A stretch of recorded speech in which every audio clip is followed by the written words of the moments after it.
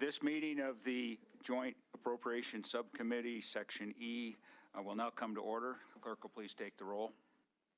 Thank you, Mr. Chair. Vice Chair Fuller. Here. Representative Keogh. Here. Representative Matthews. Here. Senator Windy Boy. Excused. Senator Regier. Excused. Representative Jones. Excused. Representative Barker. Here. And Chair Beatty. Here. We have a quorum, so we'll continue on.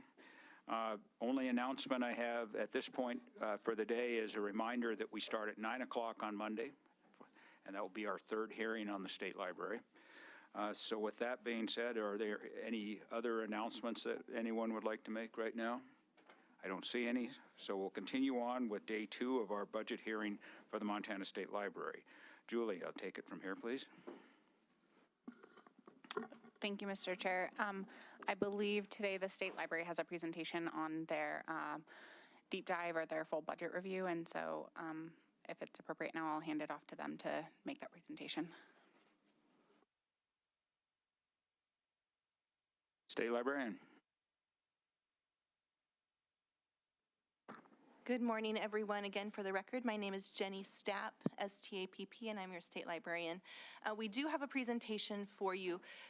Really, the presentation is more of a navigation tool to help us conduct this deep dive. As I said yesterday, we're really excited to have the opportunity to really go deep and open our books to you. I have a green light. Is it not loud? As I was saying, we're really looking forward to the opportunity to open our books and really giving you a deep dive. So this is less of a presentation and more of a navigation tool to help address a number of questions that we were given to prepare for this deep dive. Some of those questions were about the statutory responsibilities that our programs meet, our previous expenditures and current budgets for the programs, the activities and cost drivers for the program, where we have more expenses or less expenses, and where there's opportunities for cost efficiencies. So we're going to take you through every program that we described yesterday in detail. As I said yesterday, our hope for this deep dive is that you come away with the confidence that you understand the work of the State Library and why it matters. And so I want to reiterate that we want your questions. We want to understand where there are information gaps that we can better address and help you develop that confidence in understanding our programs. The other thing I wanted to just reiterate before we get started is referring back to the handouts that we gave you.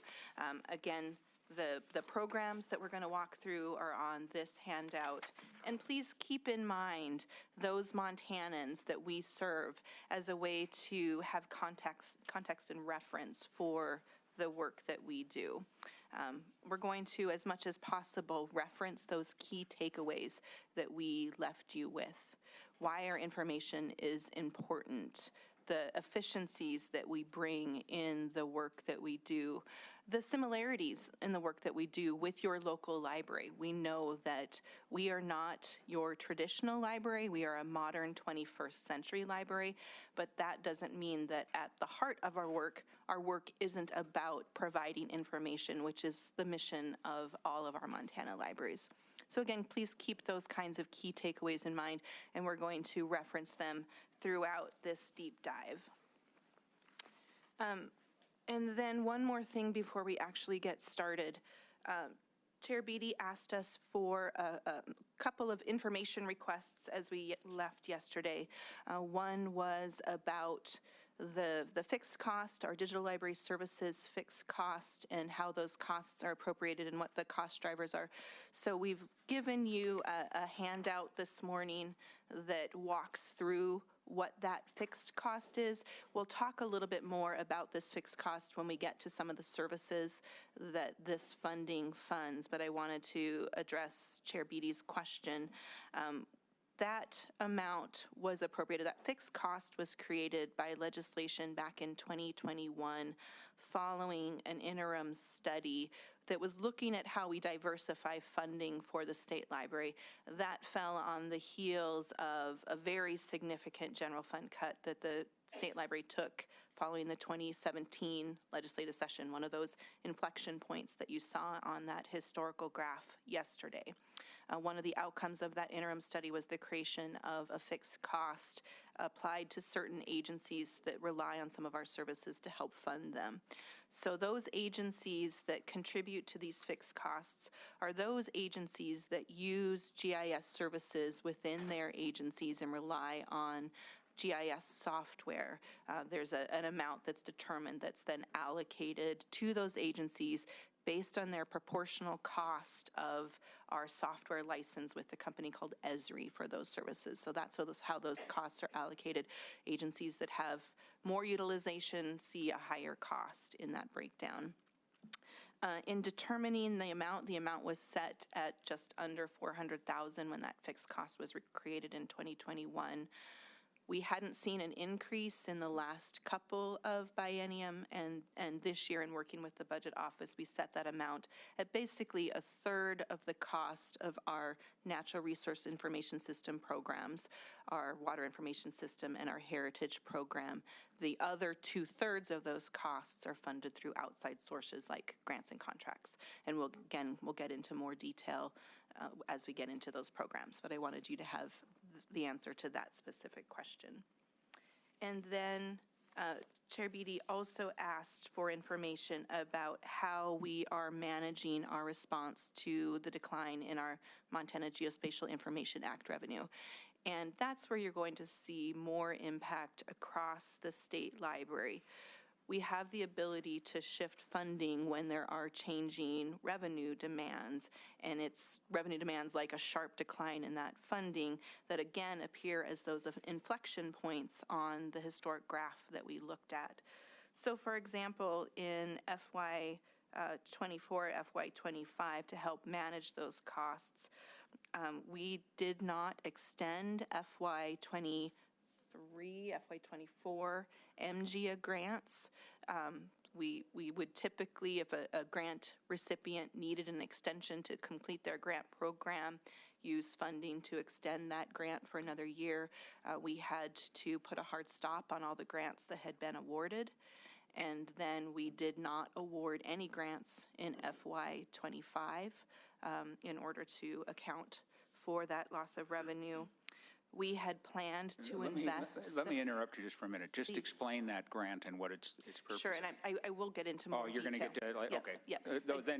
Then continue and get to it when it's appropriate. Sounds good. You will see examples like that throughout the presentation where in order to adjust to that declining revenue, we've chosen to make impacts across the agency, and we'll be sure and point those out to you. Any other questions before we get started?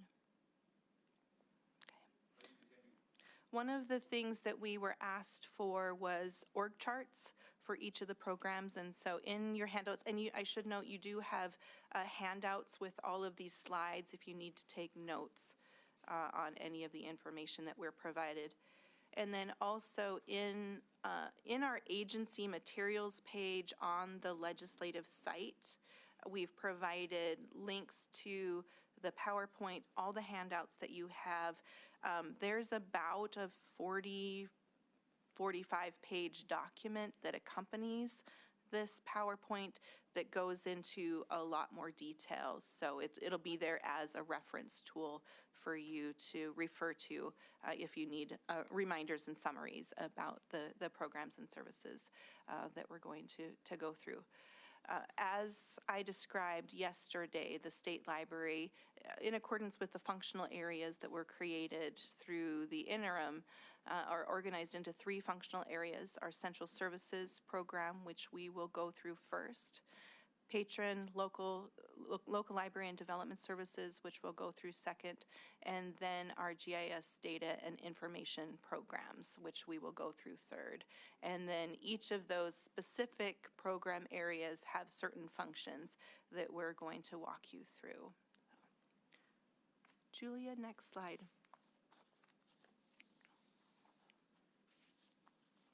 Again, a reminder that our work in investing in the State Library helps you and your neighbors and your communities, and we hope you'll keep that in mind as we go through the presentation over the next couple of days.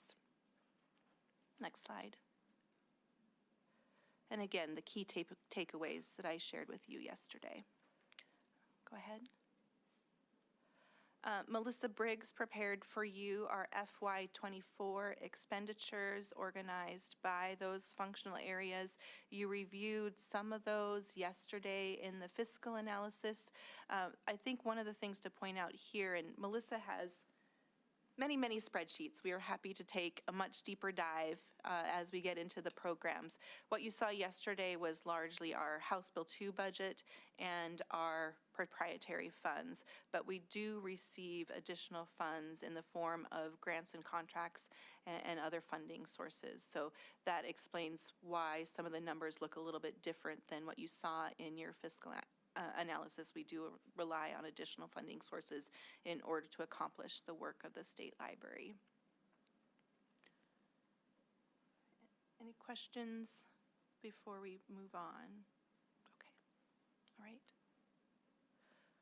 So starting with our central services staff, we have between 9 and 10 positions budgeted. I will point out that also within kind of central services and the information that we've provided in our deep dive document, we include the State Library Commission. Just as a reminder, our agency reports to a commission that includes the superintendent of public instruction or their designee, an appointee of the Commissioner of Higher Education, and you met Brian Rossman here yesterday, who fills that seat. And then we have 5 governor appointees who serve. They meet approximately every other month, and they are our governing body. They approve our budget and expenditures, the process we go through for executive planning, and any policy and rule updates that we make as the State Library. And then the State Librarian's position, our Central Services Administrator, Melissa. We have a Human Resources Specialist. We have a Grants and Contracts Administrator, an Accountant, and a part-time accounting tech, and an Admin Specialist. And then we have 3 IT positions that support our agency. Next slide. And again, we've provided you information about our program expenditures for central services in case there are any questions about program expenditures. State Librarian, please go back. Let's go back one slide. Okay. I think this is important just for orientation. Please. So just so I'm clear, you've basically shown us an org chart here, and then you say associated with that org chart is 9.8 positions budgeted. That's correct, within the Central Services Program. Yeah, I think this is just a good illustration of this notion of positions budgeted versus actual people that you're filling or trying to fill within an org chart. And you see in this particular case, there's a close correspondence in what we have here. So good, thank you. You're welcome. Go ahead and continue. Great. Again, please pause us if you have questions. If you see something you want a little bit more information, we're an open book. And just to be clear, we're going to be somewhat informal in this hearing, so please interrupt me. You don't have to go through the chair, and unless you just want to practice doing that. I think we can dispense with some of those formalities for this because of the nature of this particular hearing. So Mr. Chair. Now, please continue, State Librarian. We can go on to the next slide if there's no questions about the budget. So for each of the programs, we are going to provide you with some information about our current cost drivers. We were also asked whether or not there are any federal reporting requirements, And so for a number of our programs where we receive federal dollars, we do have federal reporting requirements. And so we've provided links in this handout to those. But I wanted to walk you through a little bit of a summary of the work of our Central Services program. We benefit as an agency from one of the lowest turnovers in state government, and I really think that's in part because of our focus on our staff. We really focus on a culture that builds the morale of the staff and supports them. The other thing about our Central Services program, we've been floating the term bureaucracy concierge. And by that, we mean that we have a team of specialists that can help us navigate the bureaucracy that comes with operating a state agency. As you'll come to learn as we go deeper and deeper into our programs, they are highly specialized, and we have every single employee, with the exception of one, has a college degree, and about 2/3 of our employees have advanced degrees necessary to work in their program areas. And it's very costly if we were to use the time of those staff to handle some of the more bureaucratic work that has to happen in operating a state agency. So we have a human resource specialist that's able to help us with recruitment. We have some of the lowest recruitment periods or periods when positions are vacant because we have that position. We have a grants and contracts coordinator that helps us manage that additional funding that we receive from other agencies. We are a small agency, but we have a very significant IT footprint. Some of you have heard me say that before, and it's because of the extensive online information resources and self-service tools that we provide to the citizens of Montana. And so in addition to our reliance on the State Information Technology Services Division, our staff have to manage over 100 computers, over 20 servers, SQL databases, and right now it's 700 terabytes of data. I know that might be hard for some people to conceptualize. I remember hearing years ago about a data center that had a petabyte of data, and my gosh, we're getting close to that in our own state library. That's a lot of information for our IT services to manage. We have a significant staffing that works remotely, and that happened long before the pandemic. As an agency that serves libraries around the state, we've actually had staff working remotely from home offices since the late 1990s. And now we have roughly half of our staff that are working full-time remote, and more that are working in a hybrid function.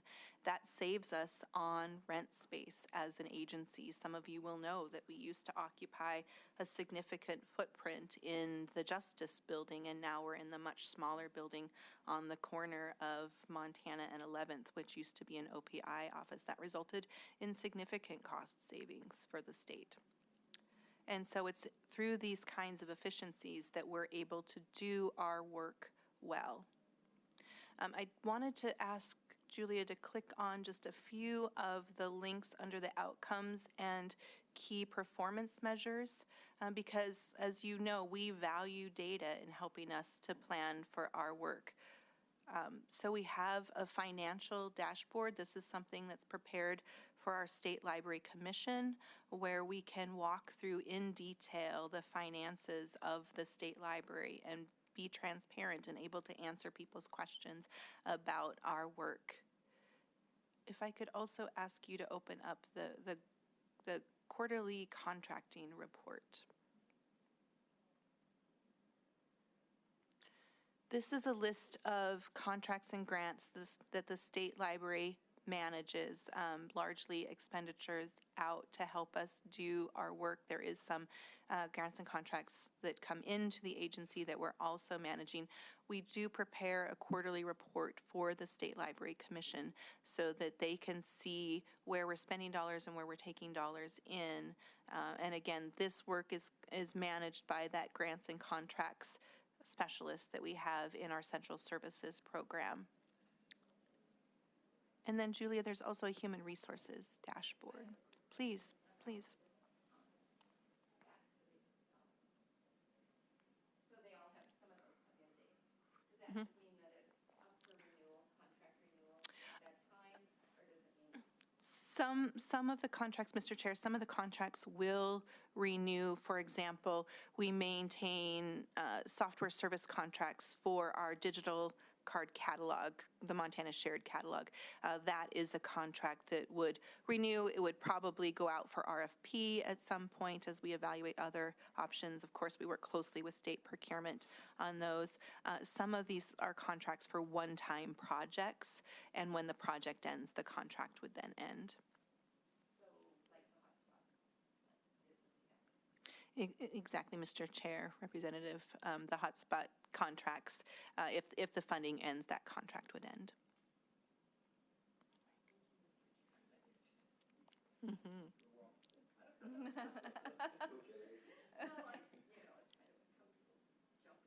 Yeah.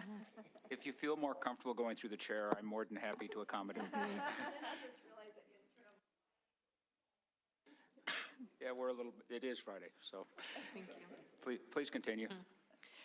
Finally, I just wanted to draw your attention to our human resources dashboard. Again, we believe in transparency, and how we manage our staff is vitally important to us as an agency, and so we track certain metrics for our staff itself. How are they being compensated relative to the market pay analysis? What are our vacancy rates, and how quickly are we able to fill those positions? Of course, having positions vacant is very expensive for us because it means that work is not getting done. We currently have an administrative assistant position that is vacant. We had a person leave us at the end of November. We had 70 applicants for that position, which was remarkable, and we're close to being able to make a hire. I'm very excited about that. I think that speaks well to us as an employer, but it's meant a lot of work for this team to have that position vacant. That position supports all of us, and so we're very much looking forward to having that position filled. So the question then is, I'm just thinking of the presentation that was made at appropriations yesterday with cups and putting stuff in cups. When you have a I don't think your agency suffers from that because you typically don't have very many vacancies. But it is in a case like this, or perhaps it's a case where it's one of your specialists in the GIS arena. I would assume that if you have a position that's vacant for very long, you may be asking some people to work overtime, and you're using some of the funds from the empty that are associated with the bucket that isn't empty but doesn't have a person in it to pay those overtime costs. Is that a correct characterization of how that goes on, or just it'd be good to be educated on this? Yeah, please. Do you want to? Okay. We offer comp time if somebody works more than 40 hours. So if you accrue comp time, you're not necessarily getting paid for it because you're only getting paid 40 hours per week. So it's accruing excess leave. So there is a liability that is incurred by the agency, but it's not necessarily taken at that time. A follow-on question on that. It can't be the case that all of your employees are exempt from the Fair Labor Standards Act. Correct. So some people you would have to pay overtime if you ask them to work. It's at the agency's discretion. That they can accrue comp time or get paid overtime. It's at the agency's discretion. Well, obviously that would be allowed by federal law. In a prior life, I had to deal with the distinction between exempt and non-exempt employees. All right. Well, that was educational and not essential to this discussion. Continue, please. Mr. Chair. I'd just also like to add that it's not uncommon when a position is open that some of those tasks just have to get done, and those often roll up to a supervisor who is getting paid more. So there's an inefficiency there where tasks could get done more cheaply if that position is filled. Mr. Chair, Melissa Briggs is the Central Services Administrator. I would just ask her if there's any additional points that she would want to make about Central Services before we move on.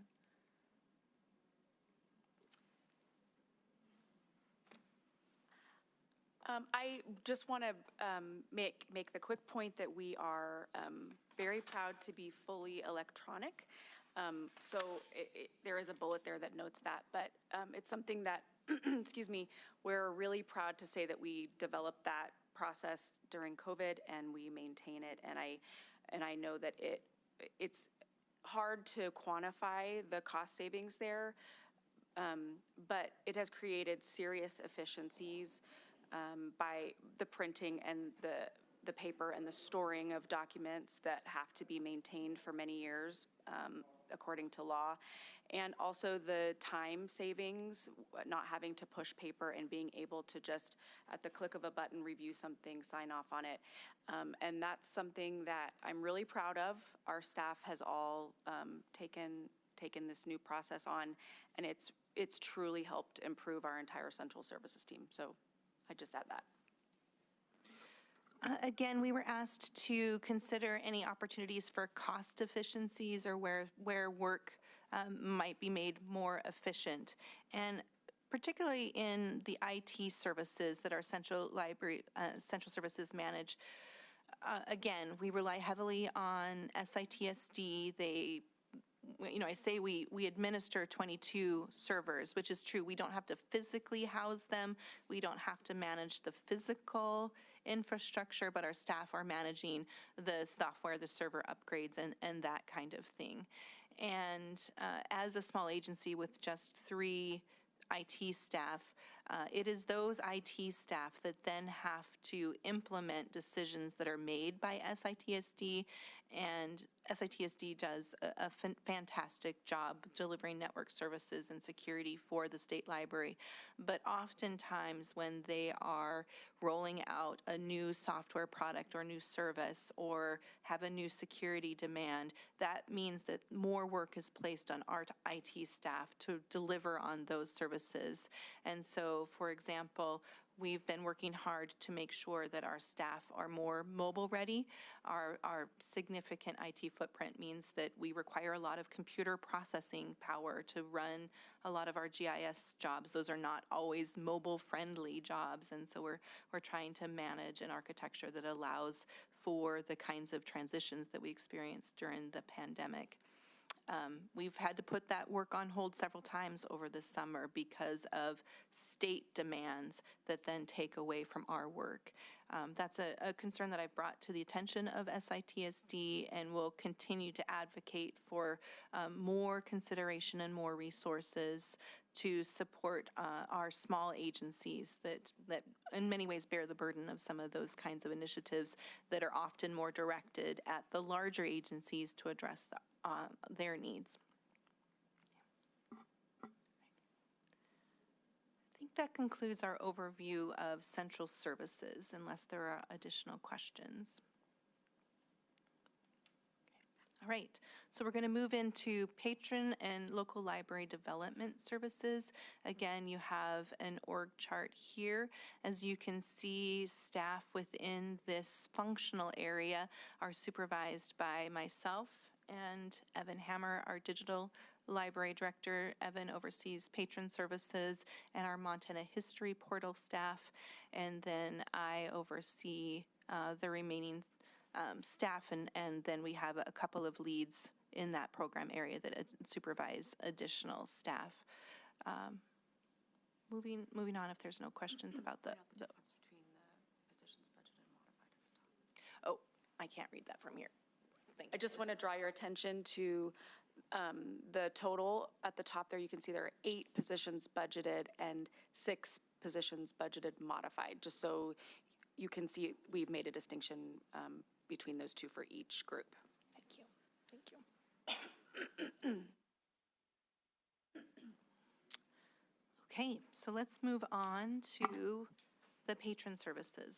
Just one quick point for clarification. So the 6 modified positions that you have there in terms of this budget would be expressed, their dollars are expressed in the operating expenses. Once again, this is educational for everybody around the table. Go ahead. Okay. Okay. And then you have the budget broken out across this functional area. you can see the mix of revenue sources. The LSTA funds, those are our Library Services and Technology Act funds. That's the federal grant that we talked about yesterday. That's the formula-based grant that we receive every year through the Institute of Museum and Library Services. That is federal funding that is intended to support library development around the country, and each state library or state library agency receives an appropriation that's based on a per capita formula. We do have to create a 5-year plan, and then we report annually on the expenditure of those dollars. And so you'll see in the federal reporting sections information about those reports that we report on annually to the IMLS. We have some general fund. We have some of the proprietary funds that we talked about yesterday, a little bit of our MGF funding, and then other sources of funding like grants and contracts that we receive to manage those programs. Anything else about the budget? Okay. So looking at our patron services, again, you can see one position budgeted there. This is the services that we provide to state employees, to citizens who contact the state library with research questions, as well as our services to the blind and low vision community. All of that is managed by one person at the state library, and you have the budget broken down for that position. One of the things I wanted to point out in the budget is under operations, beginning in 2022, we began a contract with the Utah State Library to offer the day-to-day services for our talking book program.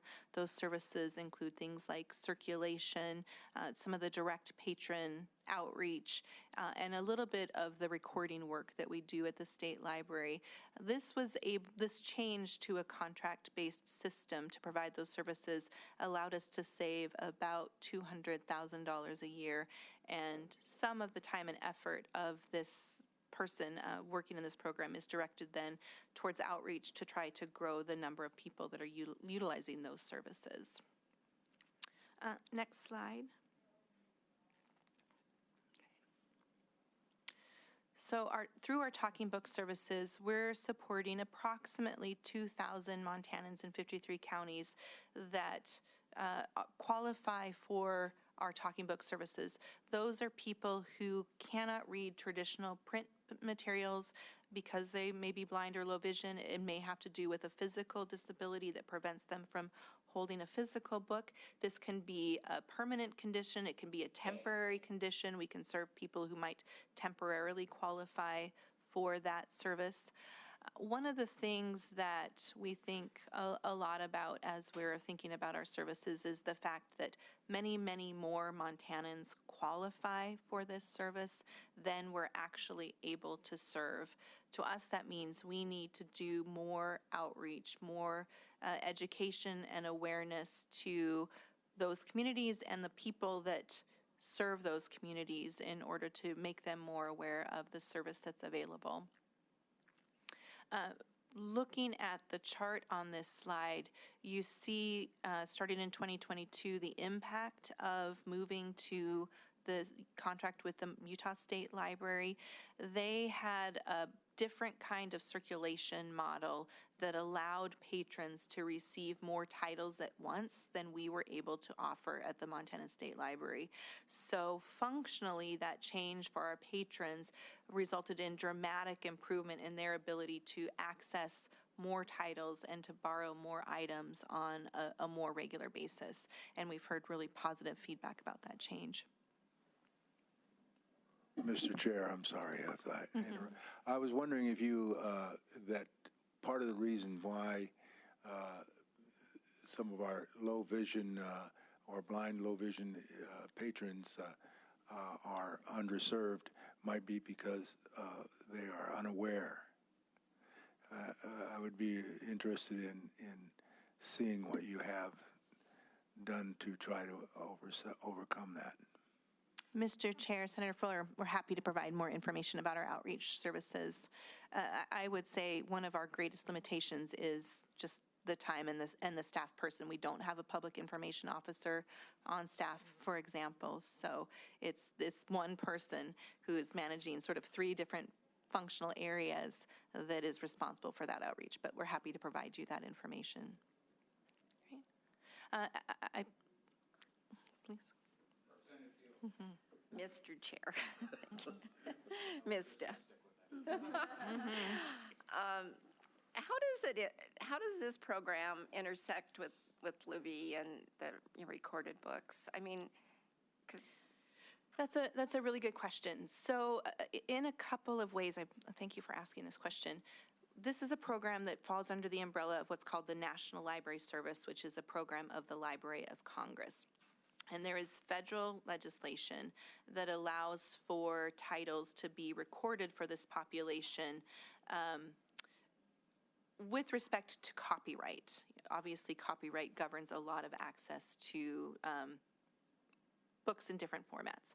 And so the NLS has special legislation that allows for them to record books that would otherwise be subject to copyright. And it gives us the ability to record Montana titles that might also be subject to that copyright, understanding that they are going to this special population to receive, not the general public.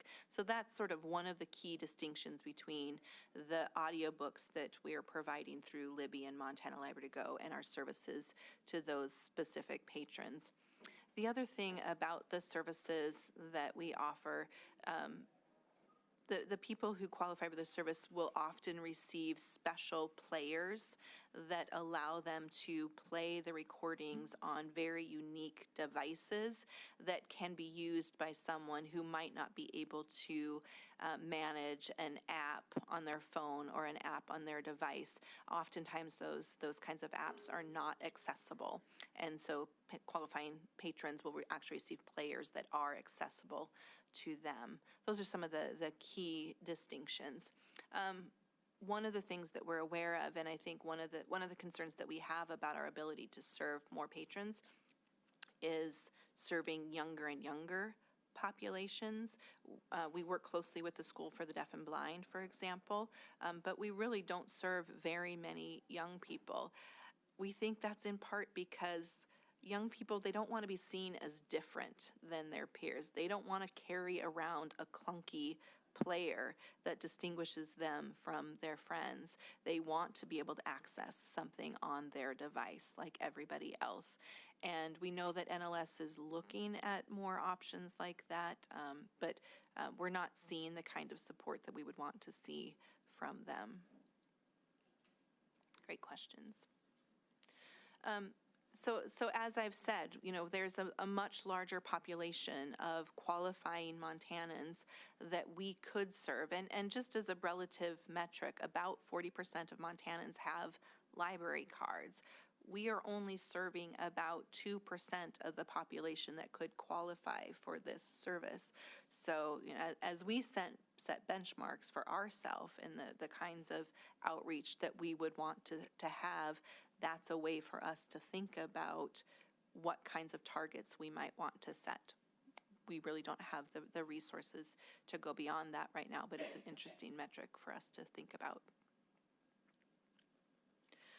We were asked to provide relevant statutes for all of our programs, and I'm not going to ask Julia to click on those links, but do know that there are statutes behind all of our work. As I said yesterday, we follow our statutes as our guides for how and why we prioritize our work and deliver the services that we do, and those are all available there. If you could go to the outcomes and key performance measures, if you don't mind. So we maintain dashboards, as you know, for many of our services, and there's information about the services that we provide. We provide services to patrons in 53 counties, and you can see information about the information that they're borrowing, where we're seeing more use and less service across the state. One of the tabs is about our recordings there, Julia, if you don't mind clicking on the recording tab. Yeah. So one of the unique things about the program is that we have the ability to record Montana-specific titles. We used to do that work through 2 in-house recording studios that we maintained at the State Library. We had staff and an army of volunteers who were recording those titles, and we would record things. Well, we've recorded the Montana Constitution, for example. We annually record the voter pamphlet.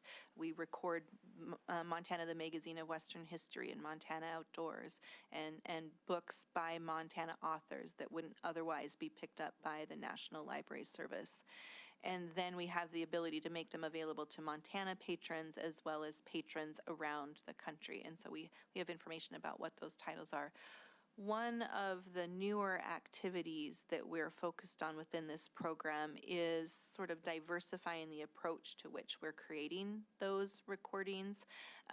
The National Library Service has created some mobile recording resources, and we were able to use those to go to the Rocky Boys Reservation and do some recordings on the Rocky Boy Reservation.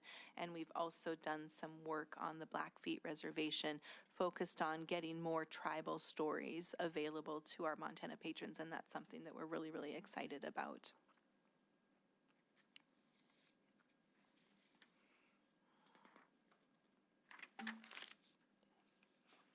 Evan.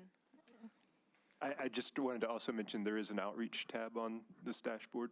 So Vice Chair Fuller, to your question about the outreach, you can see outreach activities that have happened in the past year.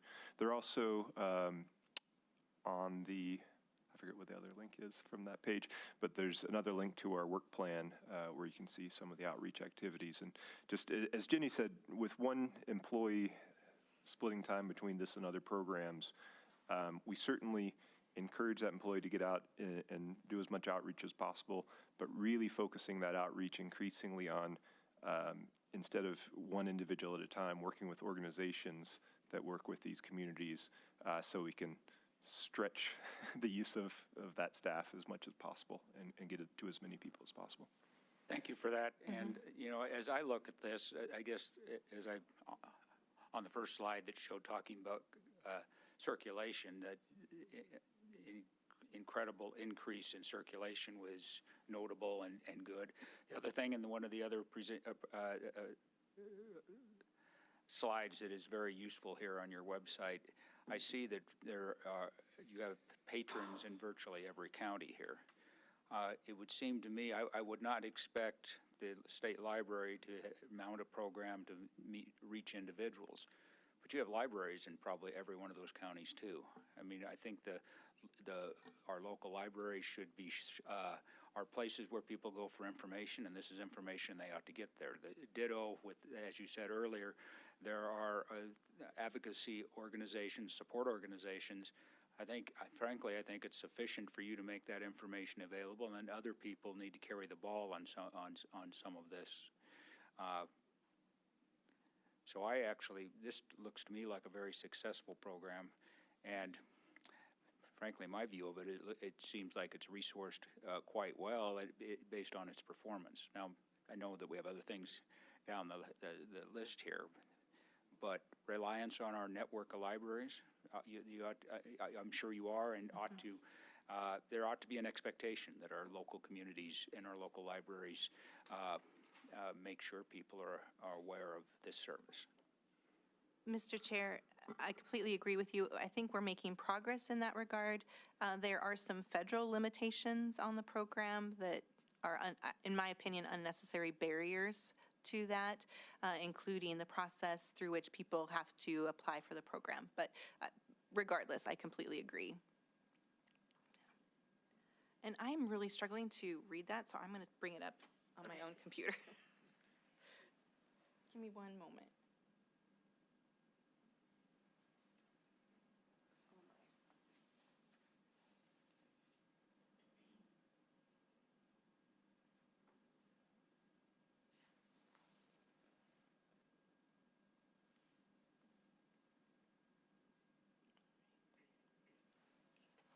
Okay. Are there any more questions about our Talking Book services? Moving on then. Let's go back to the PowerPoint if you don't mind.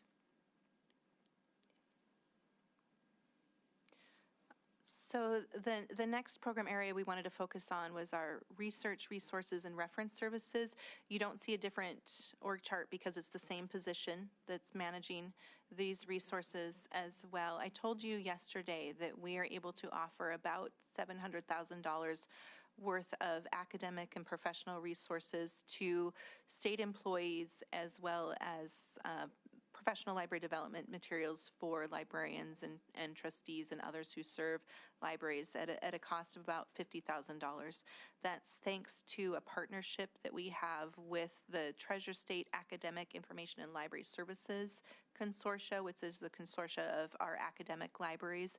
In Montana, they serve as a buying club that procure those kinds of online information resources, and we've been a partner with them for several years now, and we benefit from the purchasing power that they bring to be able to provide those kinds of resources. We also have a partnership with the Department of Transportation for a professional ebook collection. It's actually through the same vendor that provides the Montana Library to Go. The vendor's called Overdrive. We have a separate professional development collection that's targeted at the information needs of state employees specifically, and that's been a good partnership with the Department of Transportation. So state employees have access to 72,000 journals that otherwise wouldn't be made available through this partnership. Again, one of our statutes is that we provide library and information services to state employees. That's a statutory requirement of the state library, and we're meeting that through this kind of support. Access to these online resources has meant that we receive fewer requests for interlibrary loan for those kinds of journal resources. So this is an efficiency for us in order to be able to better respond to state employees' information needs. And we're trying to work hard with the professional development programs that exist within state government. The state has a LinkedIn Learning program. There are other leadership trainings, for example, that the state provides. Whenever we're learning about those kinds of opportunities and there might be reading lists, follow-up reading lists available, we make sure that we're able to provide those follow-on reading materials through this service so that people have access to those materials so they can continue their professional development as state employees. So do you provide this service to all state agencies? We do. And do the state agencies reimburse you in any way for the provision of these services? Chair Beatty, they do not. Okay, that's fine. So you are providing a service that otherwise might require various state agencies to incur costs. That's correct, Chair Beatty. And one of the opportunities for efficiencies, we would love to better understand where state agencies might be procuring some of these resources on their own. That's exploration that we need to do. And again, lack of resources has prevented us from doing more outreach to state agencies to further their awareness of this program and perhaps take more use of these resources and perhaps not procure resources outside of these services that are available centrally. Well, I would think that it should not require too much resources to communicate to the other state agencies.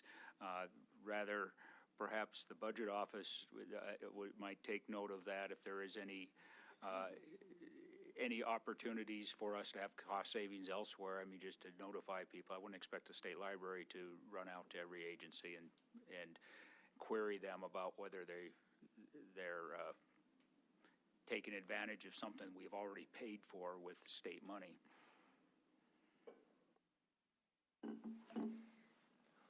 Mr. Chairman, that's part of our job as we watch the BCDs that come in and watch the budgets, is to try to make sure everybody coordinates with each other. And so, yeah, we do kind of keep an eye on that. There may be an opportunity here, and since I'm in the legislative branch and not the executive branch, it's just a suggestion. But it might, you might contemplate drafting a short one-page memo for consideration by the budget director. Should the budget director think it necessary to communicate, you could draft it for him and for his signature. But that's just a suggestion on how one might go forward with this. Continue, please. Thank you.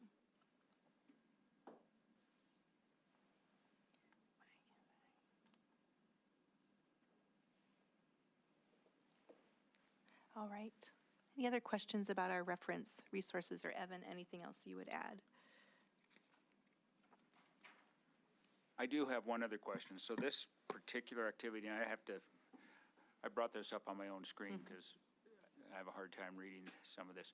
So I'm just going back to your org chart here. So you have a digital library director who is responsible for two employees, patron services and Montana History Portal. Am I reading that correctly? You'll see him again under our GIS data and information program. Oh, I just want to, I'm seeing a digital library director. And I'm just reading the org chart here. Yep. And I see two direct reports to that director. I would think that in an organization like this, that digital library director is a pretty hands-on person with respect to taking up the slack for both of the people that are working for him. I would guess. Would I be correct in that? I think that's a fair assessment. I think that's a fair assessment, Mr. Chair. Very good. Thank you. Continue. Okay.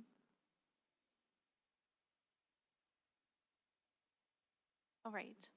Moving on to our consulting program, this is where we get into more of our direct outreach work to the libraries that serve our states. So thank you. Again, it's through this work that Montana is able to have great libraries and offer great library services to Montanans. We have consulting staff, and you have the org chart there. We have a lead consultant, and then two other consultants that she supervises, along with our continuing education coordinator and our lifelong learning librarian. And it's the lead consulting librarian that reports to me directly. And then you have the budget for the program. A little bit of general fund goes to support this effort, a little bit of our land information funds, and then largely this effort is funded by that Library Services and Technology Program grant that we get from IMLS.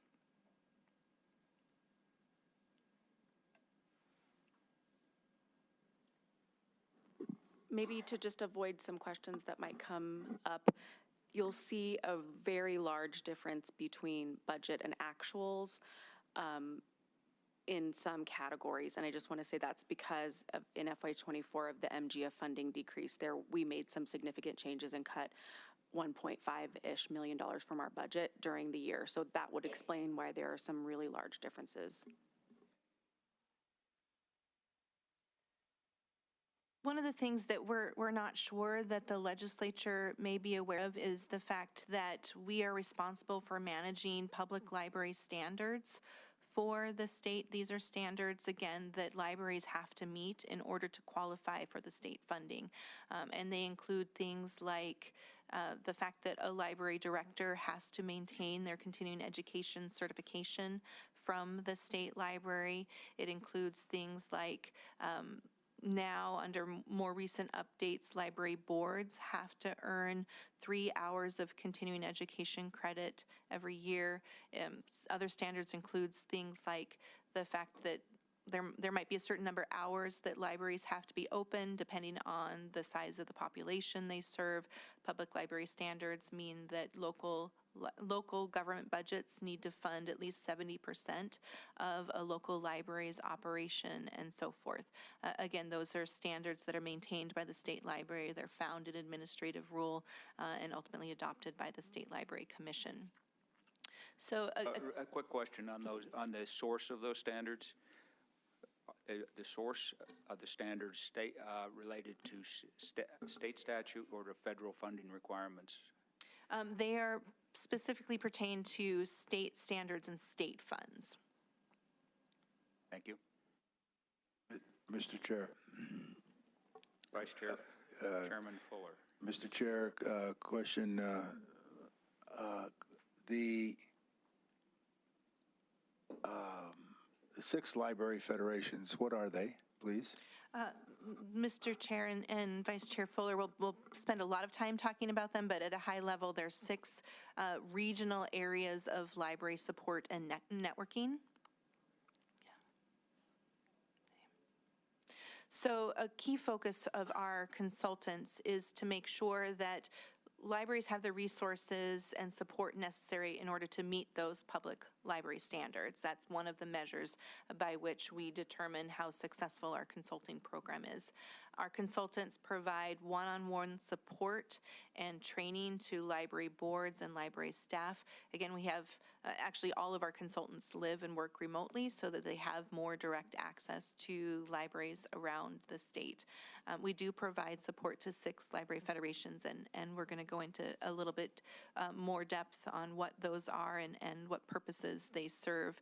And so we have consultants assigned to each of those federations, and it's through those federations that the consultants outreach to local libraries to better understand what their training needs are. For example, when a library hires a new library director, our consulting staff directly engage with that library director to make sure that they have the resources they need to be successful, hit their ground running, understand what the state standards are and other resources that are available to support them. We partner a lot with local governments and the local government center to deliver our trainings. So we rely on the local government center to provide some of that more high-level kinds of board support, like how to run a meeting, the open meeting laws, Robert's rules, training, and that kind of thing. And then our consulting staff are able to more directly focus on trainings that pertain specifically to the operations of a library, like library laws, strategic planning, policy setting, and that kind of thing. Under statute, we are required to provide advice and support to tax-supported public libraries, and so that's, again, in direct support of our statutory obligations. I haven't asked Julia to click on our activities and cost drivers yet, and maybe we'll click on it just to give you an idea of what you'll see when you click on those tabs. We have a work plan that's available online that describes the priorities of each of our program areas. So under our larger strategic plan, we identify annual work plan goals, and it's those priorities that staff are working towards. A couple of the areas that we're focused on in our consulting work are really making sure that local governments understand the work of their local libraries, that libraries have the ability to effectively communicate with their local governments about what their work looks like and how libraries can help local governments support their local community needs. That's one of the work plan goals that's identified in this work plan. And so if you have more questions about the work of any of our programs, we do have this dashboard available for this fiscal year, identifying those work plan goals and our progress towards reaching those goals.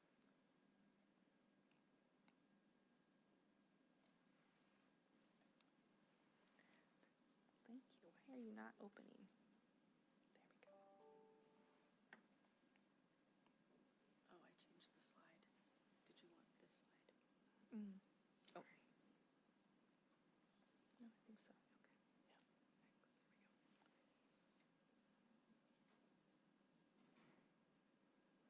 Yeah.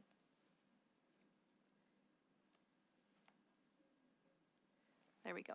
If you could click on the outcomes and key performance measures for us. Oh, Oh, sorry. Go. you want continuing education? No. Oh, you wanted consulting? Yeah, sorry, Julia. We're no, or consulting, please. Yeah.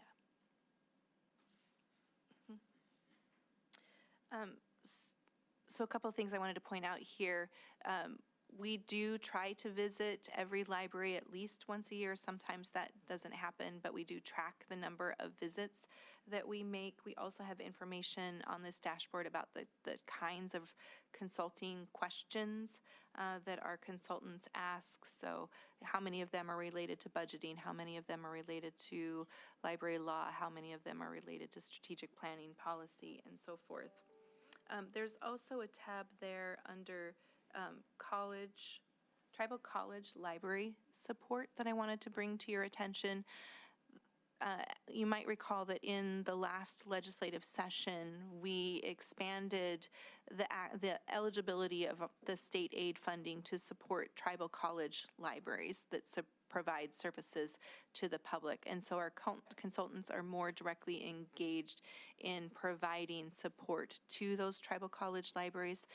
In October, we awarded state aid to 4 of the 7 tribal college libraries who went through the process of certifying that they met Montana's public library standards and therefore qualified for that state aid funding.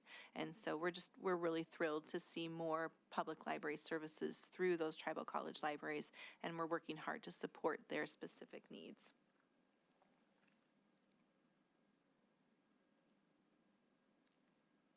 Are there any questions about our consulting services? I think this will end up being a question. Mm-hmm. So this has been very illuminating, and I clicked on the statutory references you have for this, and as I see it, the statutory references grant the authority to the Library Commission to establish these standards, which then would be established by rule. And to your knowledge, and I know we have a commissioner here as well, mm-hmm. but I'll just ask the state librarian to opine here. Mm-hmm. At this point, is the commission happy with its rules, or is it contemplating proposing any changes to the standards that our libraries are held to in order to receive funding? Mr. Chair, I believe the commission is satisfied with the rules as they currently exist. We had gone through a process to update those rules most recently in, get my years right, 2023. We adopted new public library standards in August of 2023. And then one of the standards, the one that involved the master's degree for library directors, was changed in December of 23, so it would have been 22 that we revised those standards. We've not had any further discussion about revising those standards.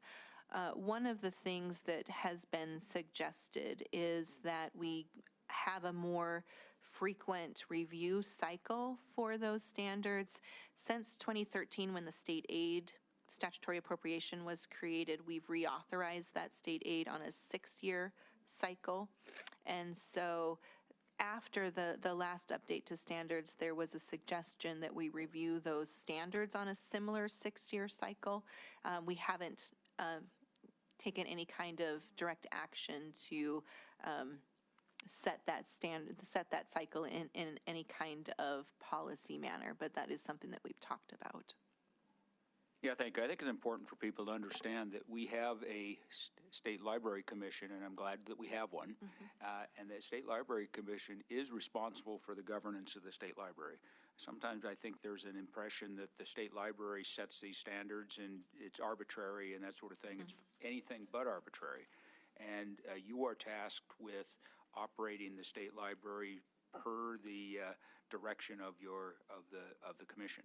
And this goes without saying, but I think sometimes there's some confusion in the public with respect to that, so hence I say that on the record.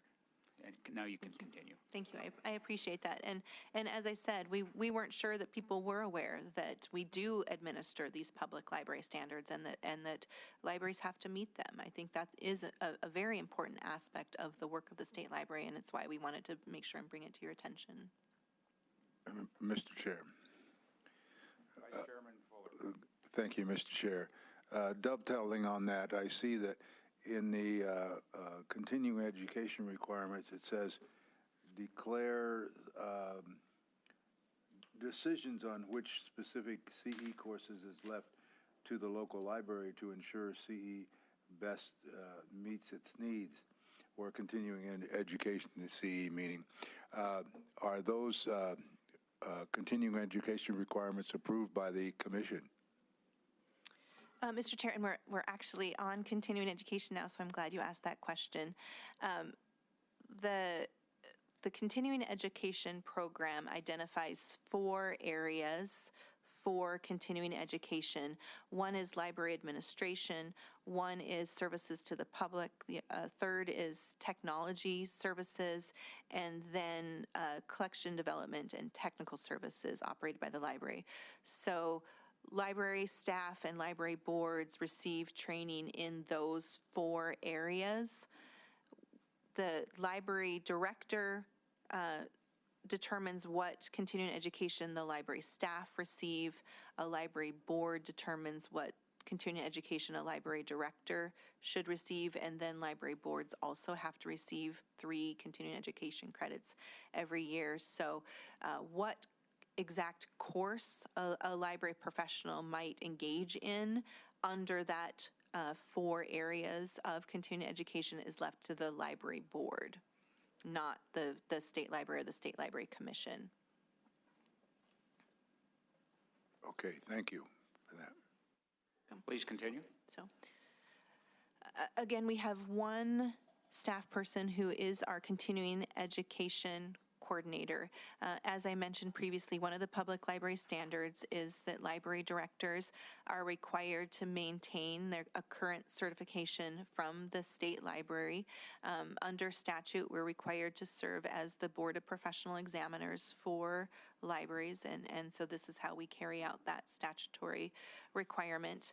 I mentioned the 4 functional areas. That's a program that also goes through periodic review. It was most recently reviewed in 2023, and those 4 functional areas were again changed slightly, but and updated through that particular process. The process for approving those areas of continuing education is something that is approved by the State Library Commission. It's the exact courses that professionals take under that umbrella that are approved by the local libraries as a decision of the local library board. I mentioned that trustees are required to receive continuing education training. That is a change that occurred with our update to the public library standards in 2022, and it reflects the fact that libraries are dynamic and they provide changing services, and we think it's important for library boards as the governing bodies for these libraries to make sure that they too are keeping abreast of the changes and needs, and then it's complicated work to administer libraries. There's a lot that goes into understanding library law and the local local budgeting process, how to run open meetings. It's important for libraries to have good strategic plans. And of course, we've seen across the state the importance of having great policies to help address challenges that libraries are facing. And so we make sure that library boards have access to the training they need to help them be successful through this program. As I said, decisions on what specific continuing education courses library staff and the boards take is left up to the local library in that local community. We provide some of the continuing education coursework through our staff at the State Library, and then we also provide a variety of sort of off-the-shelf solutions that go beyond the capacity that we're able to offer. We maintain an online learning platform where people can participate in the trainings that we offer either live or via recorded webinars in more of a self-paced learning opportunity. We have a course of sort of short snapshot trainings for library boards that library boards take during their meetings to help meet some of the continuing education requirements. Again, those are available at kind of a self-paced model to make sure that library boards and staff have access to the resources that they need. If we could go ahead and select the metrics for the continuing education program.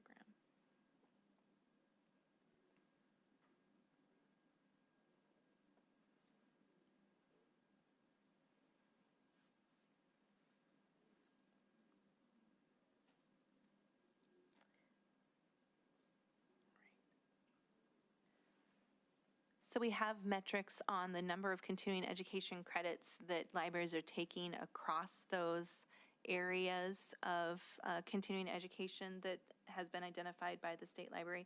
You can see that most of the learning is occurring in that library administration area. Again, that's due to the fact that it's the library director that has to maintain certification.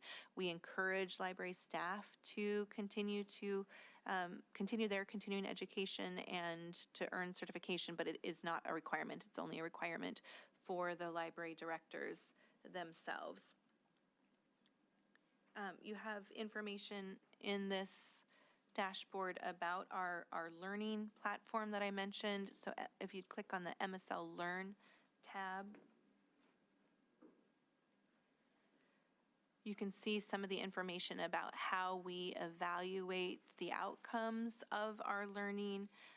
For example, the degree of confidence that the attendees develop as they're continuing to learn through our continuing education program, information about the courses that are completed, the types of staff that are taking these courses, and so forth. We also promote our continuing education opportunities through a YouTube channel. We maintain a newsletter to promote the continuing education opportunities that we make available. And because of our focus on continuing education for trustees, we have a newsletter that's specific for library trustees to make sure that they're aware of the learning opportunities that support their needs.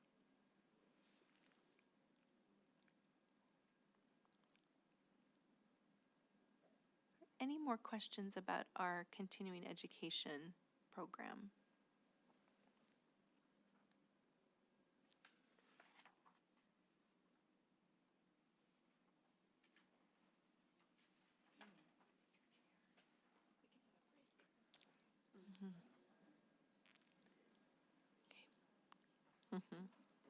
Great. All right. The last program area under our consulting work is our lifelong learning effort. This is, again, a single FTE that's focusing on lifelong learning, the breadth of learning, and we want to, of course, encourage Montanans to be lifelong learners. You'll hear us talk more about some of the centralized, and I'm going to use the word scalable, even though my staff hate it, scalable services that we offer to libraries around the state. And lifelong learning is an example of that, where we are designing high quality programming ideas and resources that can then be applied in local libraries to help them have greater capacity to provide more programming resources in their local communities. We note on this slide that 77% of Montana libraries are served by fewer than 3 FTE, and really about a third have just 1 FTE. And so it's beyond the capacity of those libraries to be able to design high quality early literacy programs, for example. So to the extent that we can provide those kinds of resources that can be used in libraries, customized to those community needs, that's the focus of this particular area.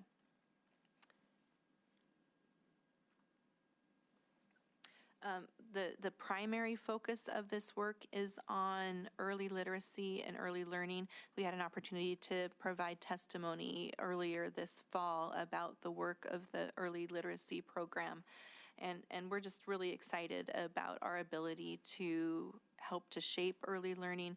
We know that reading from birth to 3, birth to 5 is one of the most important periods in a child's development to gain those kinds of early learning skills. When we started our focus on early learning a little over a decade ago, fewer than 5 Montana libraries have had any kind of resources that were focused on that birth to 3 area of service. And now nearly all of Montana libraries have some kind of programming targeted at early learning. Most of our efforts are targeted at the parents and caregivers of our youngest learners to make sure that they are confident in having the skills in order to support early learning in the home. we just wrapped up our Ready to Read Rendezvous yesterday, which was a training opportunity that this staff person offered to the children's librarians around the state of Montana to, again, help them have the confidence and the resources to be able to provide that kind of programming. One of the things I wanted to note about early learning, because I know that has been an interest to this committee and the Education Committee, I know that there are research and studies going on looking at kind of K-12 and higher ed and the educational opportunities that support workforce development. We are also very interested in looking at reading scores. There are national studies and other efforts underway to show the correlation between access to library services and engagement in library services and those kinds of reading scores. And we would love to be at the table as more studies are contemplated to help us better understand how libraries play a role in helping the state of Montana achieve different educational objectives. So that's something that I would leave this committee with.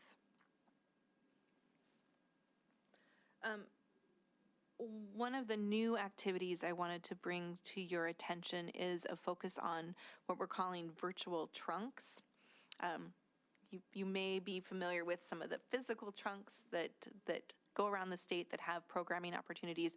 The Historical Society has maintained a trunk program for many years, for example. We actually had a physical early learning trunk program for a number of years. Trunks are expensive and unwieldy to manage, and so we've transitioned those to more of a virtual programming option where we provide a lot of those resources in a virtual format that librarians can just download and have access to from our website. One of the exciting new virtual programs that we started offering about a year ago was a Lego history program. We piloted it here in Helena with the Lewis and Clark Library. The goal was to have people take images from our Montana History portal and recreate them using Legos. And we had a build at home option, and then we had a build on site option. This is something that libraries are very excited about. Many of them have Lego programs or robotics programs, and so this virtual program is just something that kind of dovetails into that work.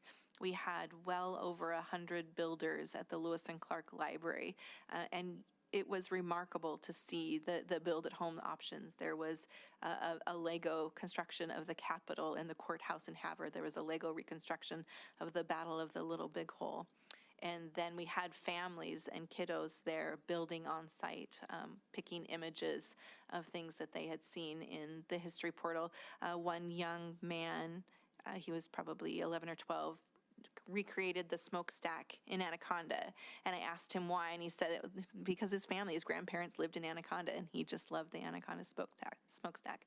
It's such a great example of how we are combining a love of history, a love of STEAM learning through libraries. It's this kind of work that we're able to support with this lifelong learning position, coupled with the staff that support our Montana History portal.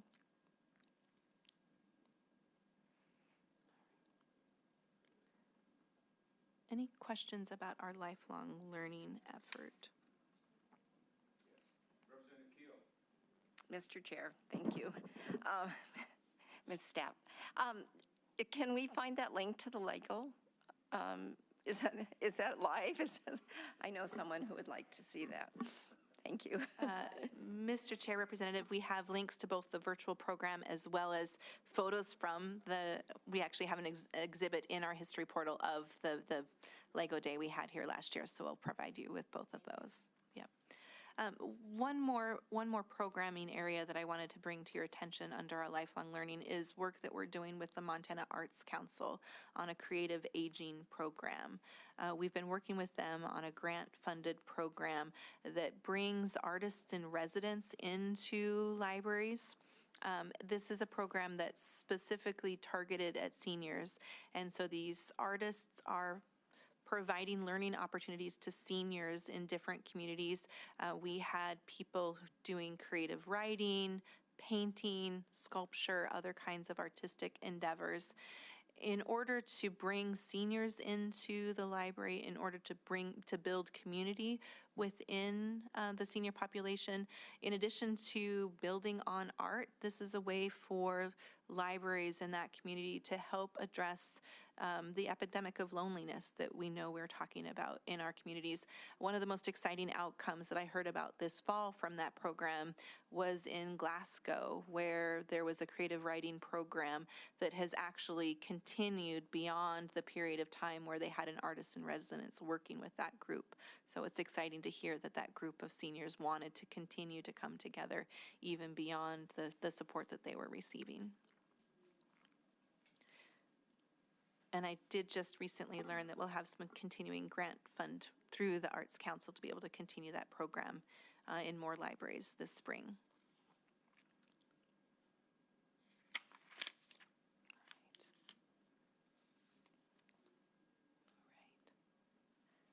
All right. Let's move on to resource sharing. And Mr. Chair, I would suggest that maybe this is a good time for a break if you wanted to take a break at 10.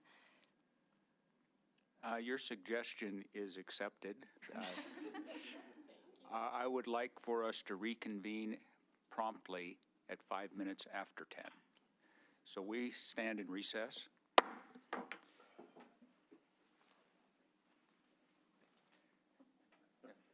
Representative Keogh, I plan on taking breaks this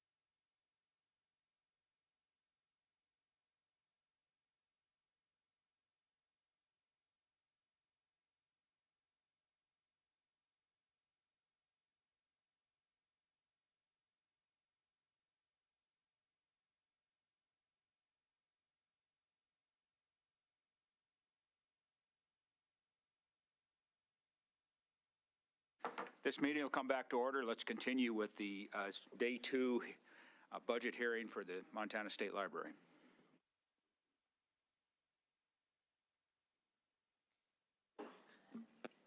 Thank you, Mr. Chair.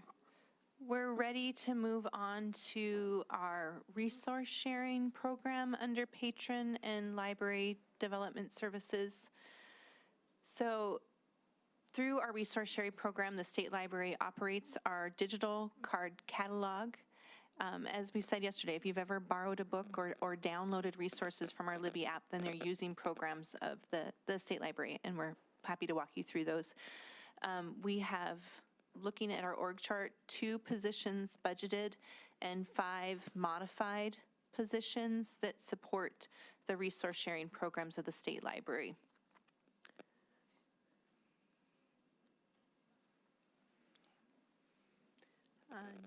Next slide. Okay. So we're going to start with our Montana Shared Catalog, which is our digital card catalog, to give you reference. What we do at the State Library is support the contracting and then the system administration and support for that digital card catalog.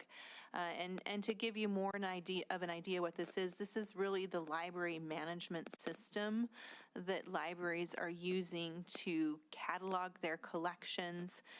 You might know it if you've searched your library's online public access catalog as that front-end user interface that allows you to search for books in your library's collections.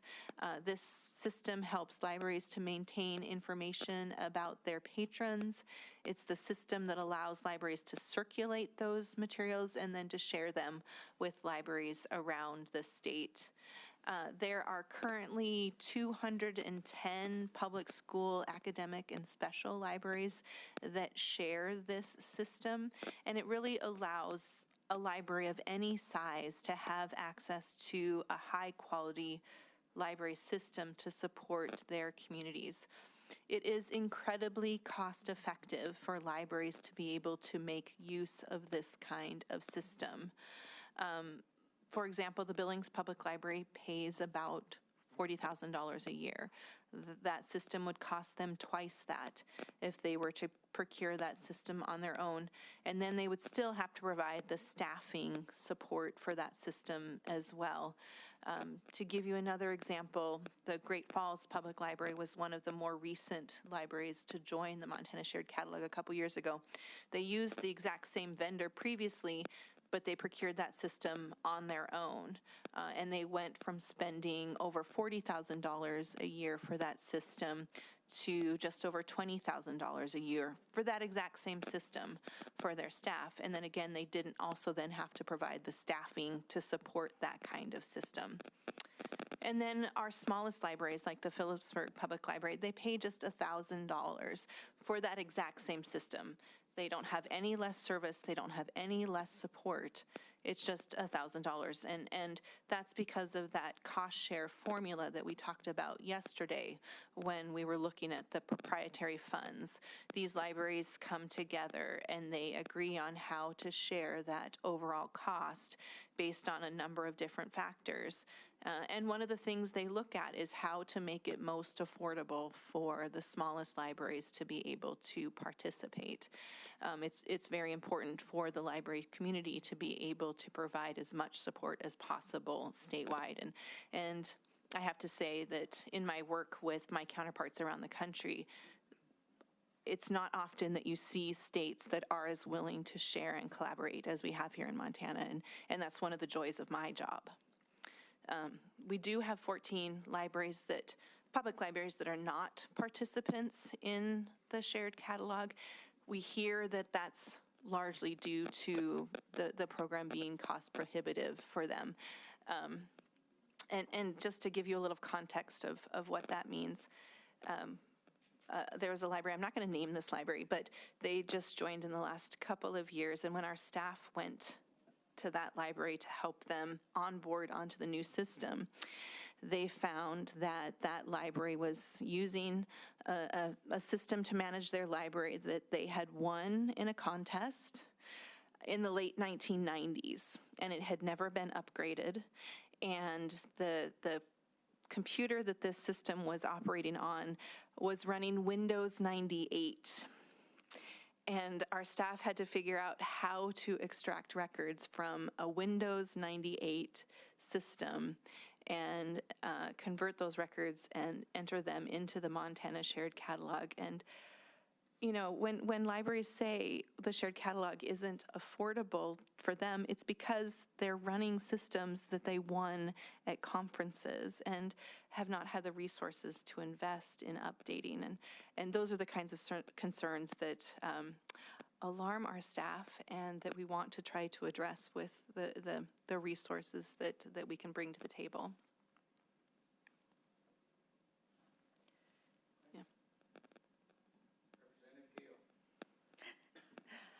Mr. Chair, could you help me know, I mean, how would I know if any of those libraries were in my district, and if there was some way we can help support all of them being involved with the shared catalog? So we do have on our dashboards a map of libraries that are in the system, and so any public library, there are a lot of school libraries that we don't support, and we do not have the capacity to support all of the school libraries, but any public libraries that would be in your area, there may be one. I'm not sure if they're in your district or not.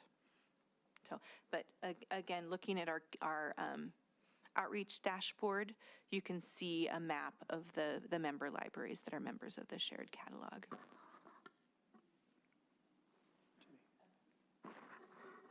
And I would just add, you can certainly just reach out to the state library, our reference services. We'd be happy to identify any libraries in any of your districts. Mm-hmm.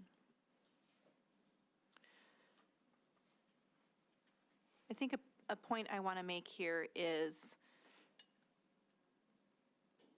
in the end, we're saving taxpayer dollars by providing these kinds of services. So the Great Falls Public Library, you know, they're paying money into the system to be a member.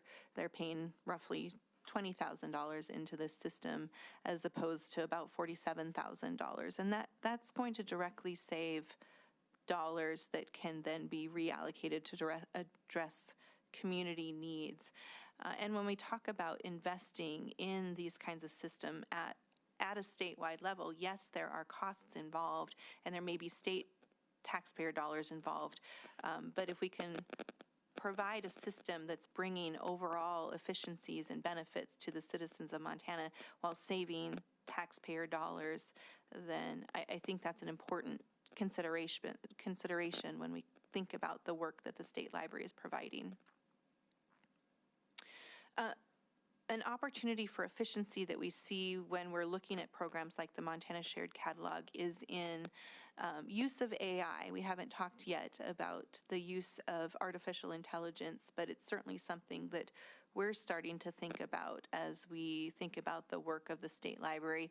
We're already looking at using AI to help us with routine tasks like a lot of the federal reporting that we do, some of the grant writing and contract writing that we're having to do. There's a lot of routine work that goes into cataloging a library collection, and so we're looking at different AI tools that can help make that kind of work more efficient, especially for those very, very small libraries, 1- and 2-person libraries that don't have trained catalogers on staff or the time to devote to cataloging their collections. That kind of technology really is going to revolutionize how we're able to help manage those collections in a more efficient manner.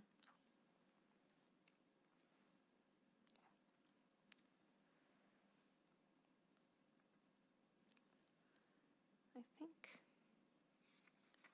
we'll move on to the Montana Library Network. The Montana Library Network, it's kind of an umbrella term that we use to talk about the other collaborative resources and services that we offer at the state library, like our Montana Library to Go, some of the technology services that help automate libraries, like a contract that we manage with a company called OCLC, and then our statewide courier program. These are really all building blocks that build on each other in order to deliver the most efficient library services around the state. At its heart, and why I started with the shared catalog, is the shared catalog really is the foundation or the platform from which we're able to offer many of these services. That's due in part because of the standards that we use when we're administering a system like the shared catalog that create more interoperability with programs like the Montana Library to Go. It's very seamless for a patron that's in a library that makes use of the shared catalog to then find and access resources through Montana Library to Go. That kind of seamlessness doesn't exist if your library is not a member of the Montana Shared Catalog. So it's a direct efficiency for libraries to be able to implement those services, and it's a better patron experience if they are seamlessly moving between these kinds of tools. So that's why we wanted to start with the shared catalog. All public libraries in the state are members of Montana Library to Go. They provide that downloadable ebooks and audiobooks to their patrons. There are some limitations in what libraries can be a part of that program because of vendor contract requirements. So there's a separate system that's available for school libraries. Some school libraries pay into that system, but not all of them by a long shot. And we do what we can to help them negotiate that kind of contract agreement. And then one of the other services that really runs on the backbone of the shared catalog is our courier program. We have a contract for courier services, and within the Montana Shared Catalog, there are what we call sharing groups. These groups of libraries have agreed to share their collections with each other's patrons as if those patrons were just a patron of that library or library and their branches. So I can go on to a library catalog and simply place a hold on an item, and it's going to come to me, and I don't have to care what library in this sharing group owns that item. That's much more intuitive for a patron because the patron doesn't have to know how to request an interlibrary loan. They might not even know that they can request an interlibrary loan. And then have to go through the process of completing paperwork with the library to request that item from another library. Again, they just see that red hold button in the catalog, they click place a hold, and they're going to get an email or a text alert from their library saying that book is ready for them. That's what it means to be in a sharing group within the shared catalog. And in order to then deliver that service, in order to physically move the books between those libraries, we operate a courier program. And if you had an opportunity to attend the event last night, you maybe saw a crate of books. We are able to deliver up to 50 books per crate for a single cost, as opposed to a single item in an envelope mailed through the USPS. So the cost of shipping an item in a crate of books is about 25 cents per item. The cost of mailing that same item through the USPS is about $6.20. $6.20 to serve one patron versus a crate of books that can serve 50 patrons. That's the kind of efficiency that our courier program brings to these libraries.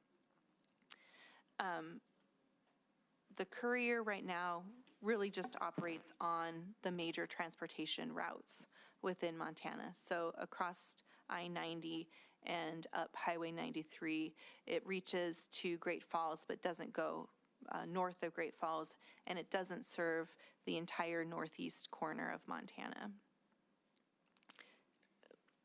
State Librarian, I suspect, though, if you took a look at the population served, it's much greater than 46% of the population of the state of Montana.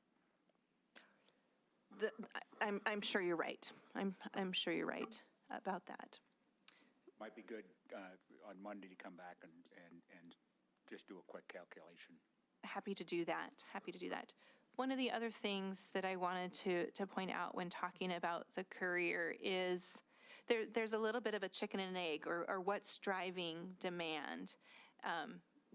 Does the demand drive the need for the Courier, or does having access to more resources drive demand for those resources? And really what we've found is having more access to books drives demand for more books. The Great Falls Public Library recently joined the Courier, and they've seen a 4,700% increase in sharing of resources amongst libraries. And the Marr County Library in White Silver Springs has seen a 1,300% increase. So that ability to get it, that ability to request it, is in fact driving demand for those materials.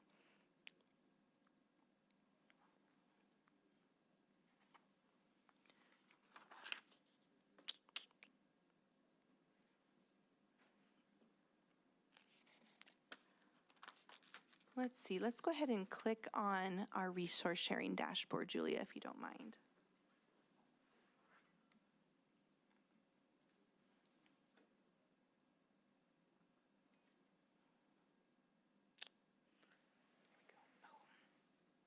You got it up, okay, hold on.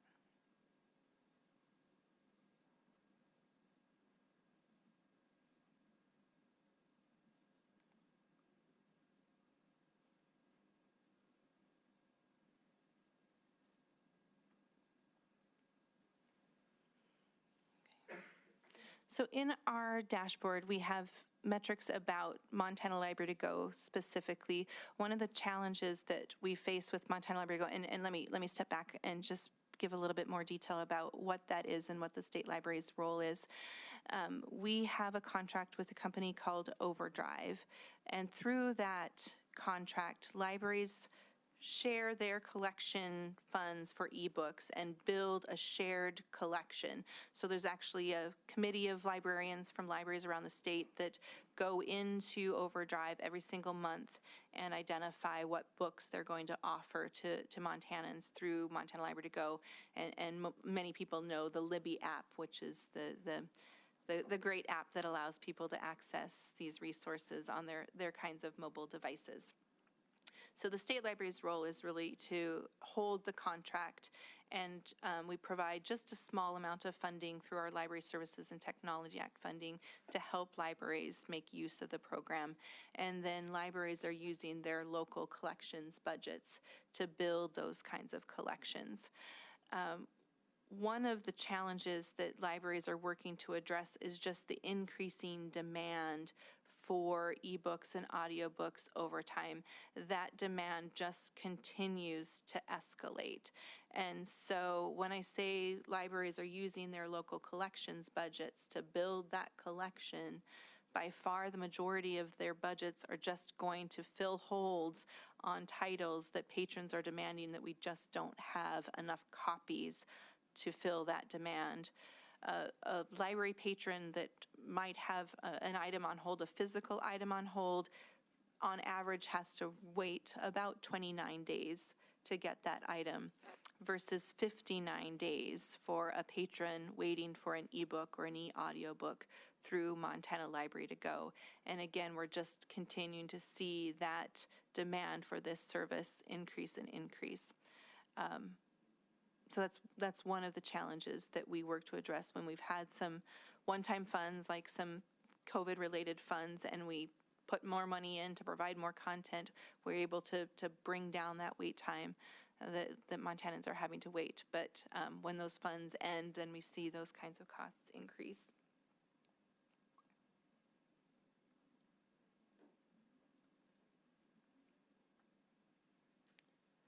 And then Julia, if you wouldn't mind clicking on the back in the dashboard. The interlibrary loan and cataloging tab. This is where you see information about our online technology that makes it easier for libraries to share their materials through more traditional interlibrary loan, as well as information about the cataloging work that's going on. Our work here involves helping staff to catalog their individual library collections. Again, we're looking at opportunities through AI to help advance that kind of work. And then information about the number of items that are barred and sharrowed. This is again through traditional interlibrary loan, that more costly form of sharing that's going on amongst libraries. I did have staff answer the question, if those libraries in Montana that are not on the courier had access to the courier, looking at the number of items they're sharing between each other, they're spending right now about $325,000 a year using traditional UPS as opposed to 25 cents an item to share those items themselves. I need to go back and get that statistic for you so I have the actual math there to share with you.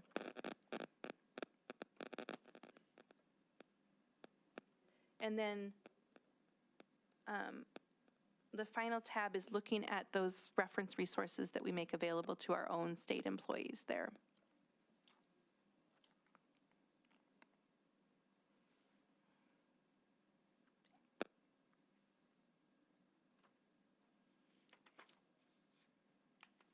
All right. Are there any questions about the Courier or Montana Library to Go before we move on? Okay.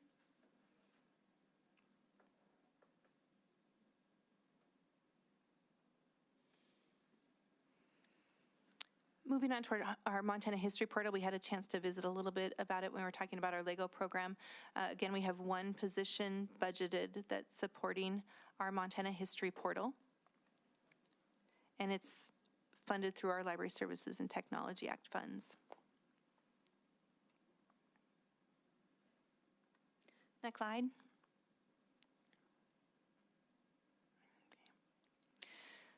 The History Portal, again, the State Library administers the platform and the contract that allows for this service to be available. When it was originally envisioned, it was envisioned as a way for local libraries, archives, and museums to have the resources to digitize historic materials in their collections and to have a centralized platform to make them discoverable to Montanans and people around the world. And it's really grown from there, and we're just excited to see a lot of the developments that have come. We do this work in partnership with the Historical Society. The History Portal is their platform for a lot of their digitized collections. Researchers, genealogists, popular history enthusiasts are using the History Portal. One of the things that we're really excited about is talking to teachers and professors who are really using the History Portal as a learning opportunity in the classroom. We've offered a couple of teacher workshops now where during the summer or in the spring, teachers come together. They bring items of interest from their communities. They learn how to digitize them. They learn how to create exhibits through the History Portal. And then they learn how to design learning opportunities that support their curriculum to support learning in the classroom. So there's been a lot of use of History Portal resources as primary source materials over the years. With the Historical Society, we've designed a number of classroom learning activities and curriculums. We are actually now seeing teachers and professors go through the process of creating digital content as a learning exercise. Most recently, a professor at the University of Montana created a collection about the Going to the Sun Road. That's one of our most recent additions. And we all hear about content creation. This is a great form of content creation focused on primary source learning opportunities. I might have to look to Evan to help me with this one, but the Bonner School actually created kind of a movie opportunity with content from the history portal. Again, the students were involved in creating that entire program, and as I understand it, Bonner is going to be offering a movie showing of this movie that was created by students in the classroom in support of the history portal. Did I miss anything? I think you understand it as well as I do. Okay. Okay.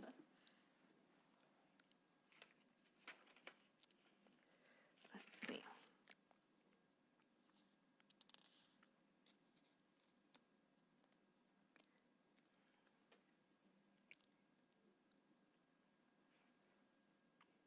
Are there more questions about the history portal?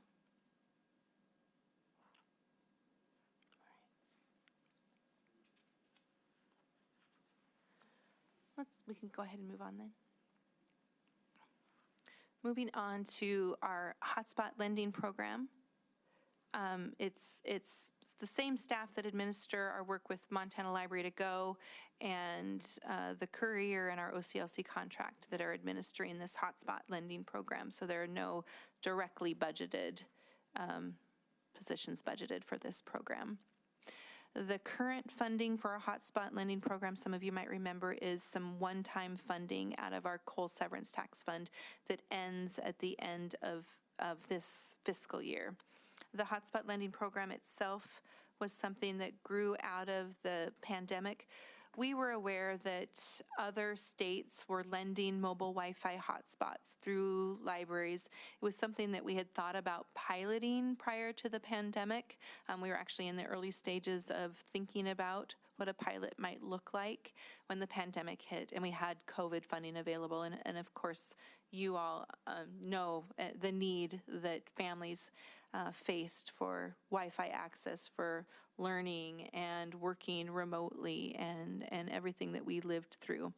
So we used a significant amount of our COVID funding to ramp up a statewide mobile Wi-Fi lending program that has served Montanans in about 54 counties. At its height, we were lending around 1,000 mobile Wi-Fi hotspots. Right now, there's about 850 Wi-Fi hotspots still in use around the state.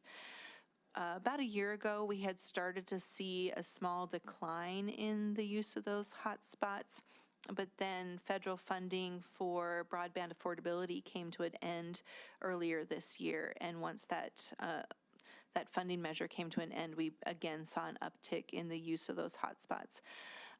With the understanding that this program may not continue, we've been investing staff time into really helping local libraries understand the ongoing need that they face for this program in order for a local library to make a decision about whether or not they might want to continue that program on their own.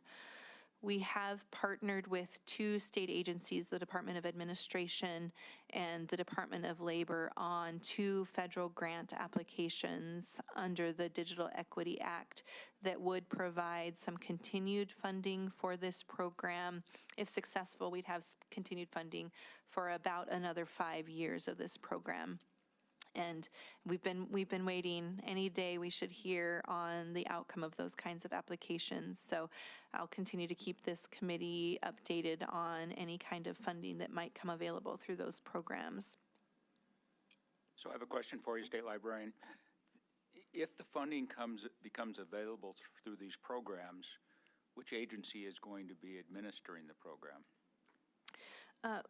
Mr. Chair, one of those applications was under the umbrella of the state broadband opportunity grant, so that would be administered by the Department of Administration.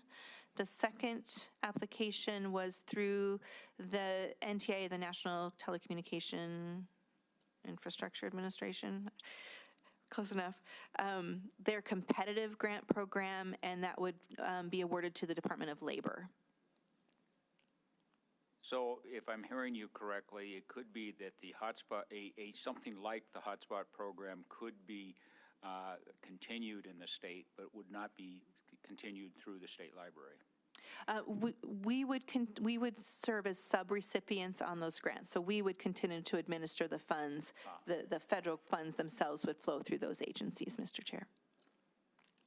Okay, please continue. Representative Keel. Thank you, Mr. Chair. State Librarian, what would happen to the equipment if you are unable to receive the grants? Mr. Chair, Representative Keough, the actual mobile Wi-Fi hotspots, they would be retained by the local libraries, and it would be up to them to determine whether or not they could continue to fund the data plans for those equipments. The equipment costs itself are one-time purchases, so they have been purchased. And what we fund with this ongoing funding is the data plans behind them. Mr. Chair. Vice Chairman Fuller. Thank you, Mr. Chair. Ms. Stapp, was the initial purchase of the equipment included in the $400,000? Mr. Chair, Vice Chair Fuller, some of the equipment was actually purchased under the COVID funding that we received. We have updated some of the equipment or replaced lost or broken equipment with some of that $400,000. Okay. Follow up, Mr. Chair. Follow up. What is the lifespan of this equipment?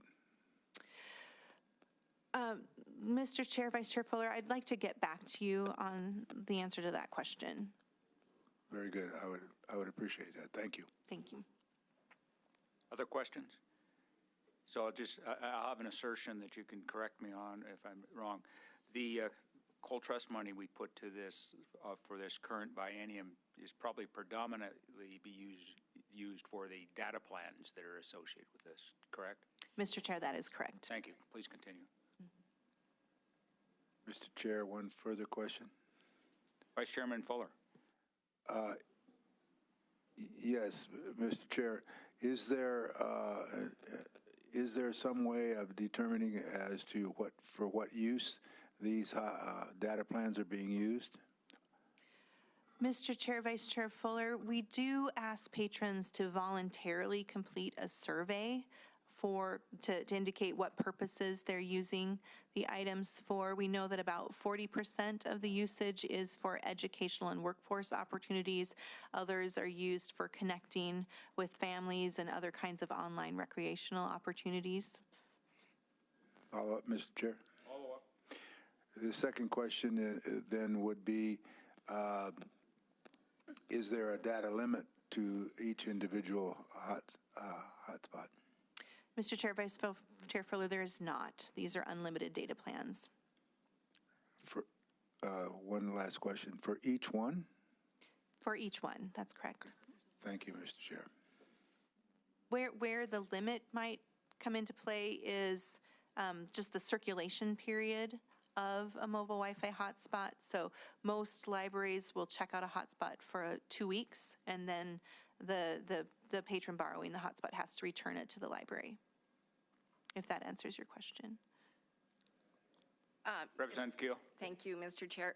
Yeah, and just to follow up, one of the things I think we discussed previously was like if a business was using it or not. And they wouldn't have a very successful business because they'd have to keep returning it and wait again to get another one. I think, am I clear on that?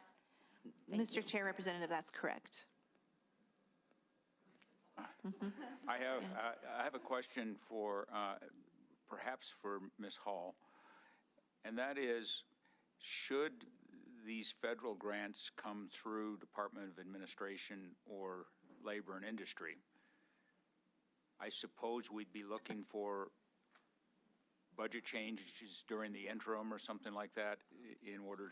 This would not be something that we would plan for in this budget at all because it's so uncertain, correct? Mr. Chairman, these have been applied for by the Department of Administration, and we don't tell the agencies necessarily who applies for what grants. They go out and look for them. And this one has multiple participants in the grant. It isn't just for the library. It isn't just for the Department of Administration. I know this was a collaborative among several agencies to get this funding. And so this would be processed, if they receive the funding, it would be processed through budget amendments, not through the budget process. if they're a long-term, longer than, and I'm not sure, 2 years, I believe it is, then they go into House Bill 4, and the legislature then sees them in House Bill 4 as budget amendments. Thank you. Please continue. Great, thanks. Just a couple of points I wanted to make about the hotspot lending program as well. We've purchased the hotspots and we fund the data plans through state of Montana term contracts with T-Mobile and Verizon. So we're taking advantage of the cost effectiveness of having those contracts in place.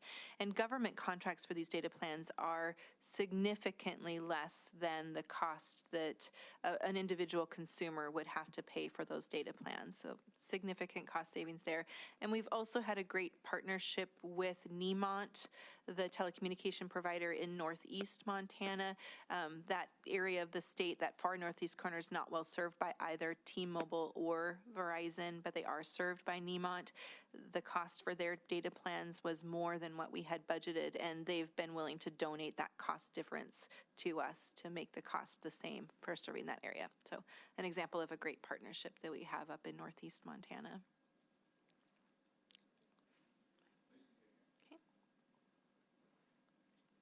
Go ahead. So I wanted to spend just a few minutes talking about the Federation grants, and this gets to Vice Chair Fuller's questions about the Federations. Again, we don't have any positions budgeted for this work. The work to support our Federations falls to our library consultants. And the Federation funds themselves are funded out of our coal severance tax dollars. And there's statute that requires that the State Library Commission identify regional areas for networking within the state of Montana referred to as federations. You can move on to the next slide. Really, the purpose of the federations is to identify opportunities for networking and services at a regional level.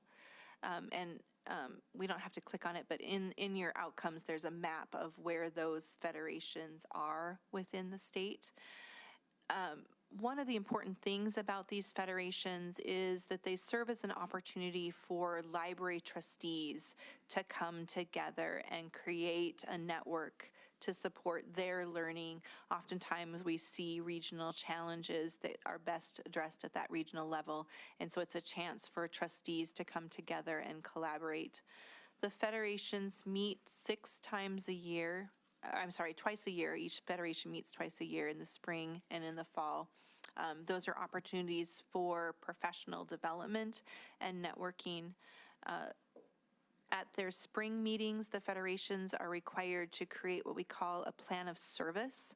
And in that plan of service, the federations define how they're going to spend the funds that come to them from the state library in the form of their federation grants. And so those dollars go to support things like access to the resource sharing programs that we previously talked about, as well as continuing education for library staff and those trustees. And then those plans of service are presented to the State Library Commission every spring for review and approval by the State Library Commission. And then the federations report every fall on how they've spent the previous fiscal year's grant awards.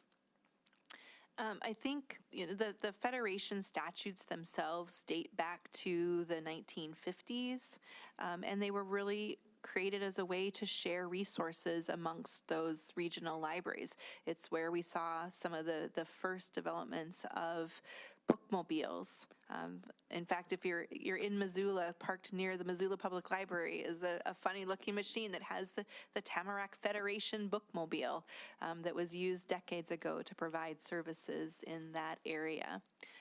One of the things that we've found is that we sort of leapfrogged that regional model when we figured out how to provide services at a statewide scale, centralizing services to support the entire state rather than at this regional level. But there are still opportunities for us to think about regional needs that might better be supported at these more local rather than statewide levels. couple of areas of opportunity are need for technology support. Again, picture your 1, 2, and 3 person libraries that don't have technologists on staff and are yet required to maintain public access computers and staff computers. And we still have many, many people that are coming to libraries looking for advice on how to use technology, for example. Those are examples where we think that regionally we could invest in more technology support to help those libraries at a regional level rather than at a statewide scale. And in fact, with some of the federal funds that we've applied for, if successful, some of those dollars could be made available to providing technology IT support for libraries within a federation and digital navigators within a federation rather than trying to support that work at the statewide level. So that's an example of how we think about our work with these federations. Are there services that may not make sense to deliver at a statewide level that do make sense to address regional needs in Montana?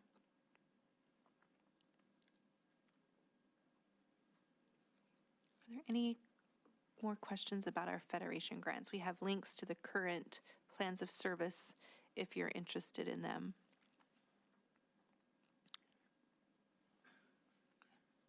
All right. And then I think the final program in this functional area is information about our public library standards and state aid. And we've talked at length about the work that the State Library Commission and the State Library does to support public library standards. And then for those libraries that meet the public library standards, they receive state aid. Next slide.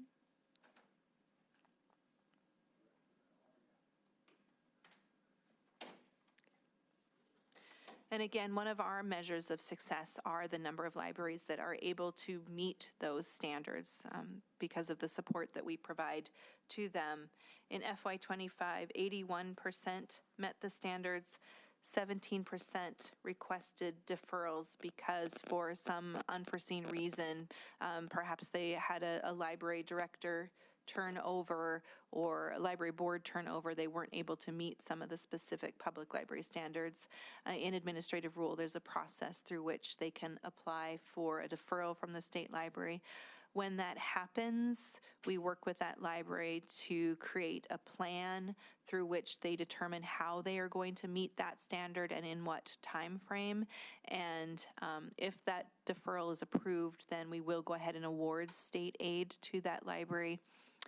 We have had a handful of libraries in the past that have not been able to meet the standard and not been able to meet a plan of improvement, and so they've not been awarded state aid. That doesn't happen very often. That's certainly not our goal. Our goal is to work with these libraries in order to ensure that they are meeting the standards and receiving that state funding. As I said, we're really excited to have 4 tribal college libraries qualify for state aid for the first time this year. That was a big goal that we had set for ourselves, and we were very, very happy to achieve that goal. 100% of the funds that are received, and just a reminder, the state aid is based on, it's 50 cents per capita based on the decennial census. That's a statutory appropriation that was reauthorized last legislative session. So a little over $500,000 that's then shared amongst 82 public libraries plus these 4 tribal college libraries. 100% of that funding passes through the state library's budget. We don't retain any of that funding. And then our staff work with those local libraries to manage all of the reporting that goes along with reporting whether or not they meet those public library standards. One question that has been raised in the past is whether or not libraries are required to provide a match for these funds. There is no direct requirement for a match for these state dollars. But there are a couple of different requirements that do exist. One, in statute, local governments can't supplant local funds with these state dollars.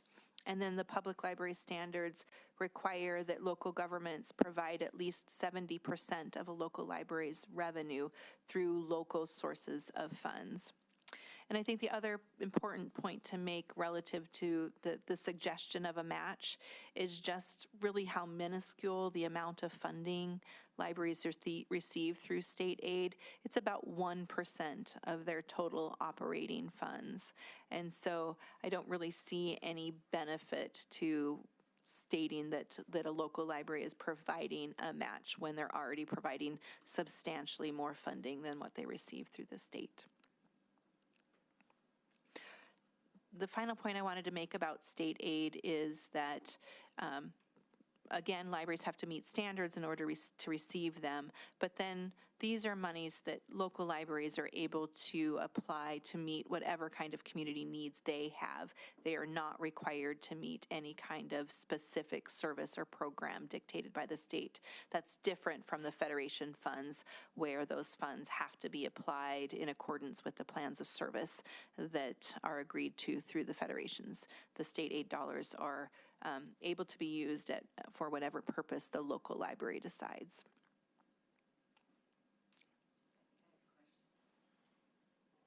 Representative Keel. Mr. Chair, State Librarian. So I'm thinking, I'm seeing up there, one library lost state aid. So talk to us more about what happened to that library. Is it moving forward and still open? Obviously, as you just stated, it's not that big of a hit financially to them, but I would think it would be pretty important to continue to get the state aid. And then if they lost state aid, they still get the federal aid. The federal, if they're following the necessary requirements for that.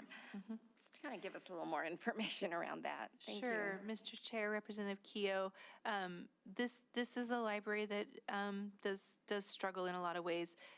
They were not awarded state aid because they didn't even go through the process of certifying that they met the public library standards or to identify where they needed deferrals. So there was just simply no way to qualify them for this funding. And that's something that's definitely on our staff's radar as we think about how we can help that library. I want to clarify that there is no federal aid that comes to them. But to us, exactly. And so they still qualify for consulting services and all of the other services that we provide through the Federal Library Development, Library Services and Technology Act funds. We don't deny them any services because they don't meet the standards. They just don't receive this funding. So just to be clear, Mr. Chair, you are still in contact with these libraries. You're still there supporting them. They may or may not be involved with the courier services or whatever. They just aren't getting that amount of money. So can you tell me how much that library lost in state aid? Do you have that number by chance? Mr. Chair, Representative Keough, I'll get that for you. Just curious. Yep, you bet. Thank you. Other questions? Well, this has been a good presentation. I think you've wrapped up this section. I do have a couple of questions for you, but just for the committee's sake, we're going to wrap today's hearing up and move into the other major program area that the library has next time. A question I have, though, is let's go back to the just the budget, the little budget slide. I guess it's page 25 for Federation grants. Yes. So Federation grants are funded by coal severance tax. But if I went up in the consulting department, part of your consulting is consulting to federations, and I noticed the part we won't scroll up to that slide, but we have a general fund component to consulting and an operating cost. Is there any reason at all you couldn't put coal trust funding? You should be able to put at least some coal trust funding revenue into that, and it would be preferable to put it all in there so long as you have the coal trust revenue. We certainly could put coal trust funding towards any any service that supports state libraries, public libraries. And so this is an issue that affects the whole agency.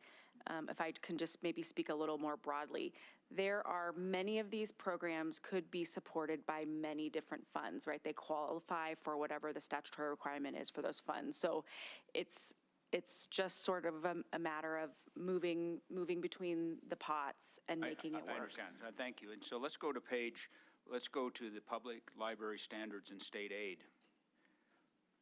Fully funded. By the way, the budget number here, is that annual, biannual? I should have asked. Annual. That's just FY24. So if I look at this is totally funded by general fund. It would seem that this would be a candidate for coal severance tax revenue as well. State aid is statutorily funded with general fund, so we don't have a choice on that. Unless we give you a choice. Correct. And it would seem to me that this falls within the realm of other activities that are funded by. Here's my ask for you. We're not going to solve this right now. I am looking to reduce general fund support to the library in areas where the coal severance tax can be used in its place. Of course, we have to know whether there's coal severance tax money available, so we need to take a look at the status of that account over time and where it stands right now. And where there are statutory impediments to that, I need to have those specifically identified as well. And Ms. Hall is probably going to say, can't be done anyway, so don't waste your time. But I throw the yellow flag quicker before you can even do it while I'm talking. Mr. Chair, I'd just like to make a little clarification. The library budgets for all of the revenue each year that they get from the severance tax. And so if you pay for the DSA with the coal severance tax, there's someplace else that they're going to have to cut that purpose or what they use that funding for. So there isn't excess coal severance tax floating out there anywhere.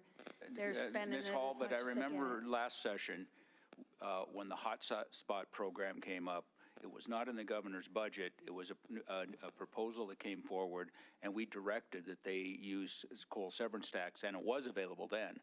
So that's why I'm very interested to really take a look at where the balances are here. Correct. And at this time, they've spent down then the fund balance in that fund, and they normally do because 4 years ago, there was a shortfall in the revenue in the general fund. You appropriated general fund if there was a shortfall so that they could cover the costs that were covered because there wasn't enough severance tax. Thank you for the clarification. I still want to see the details on the coal severance tax. I want to see the reference to statute where you must use general fund or must. I'd still like to see all the pieces put together.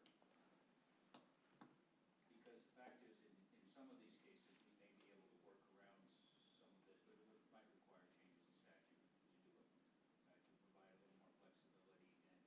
And to the extent that the coal severance tax is a viable and sustainable source of revenue, which is another subject altogether, I'd still like to be in a position to answer anybody's question about, how coal severance tax revenue is being used here, and what is the nature of coal severance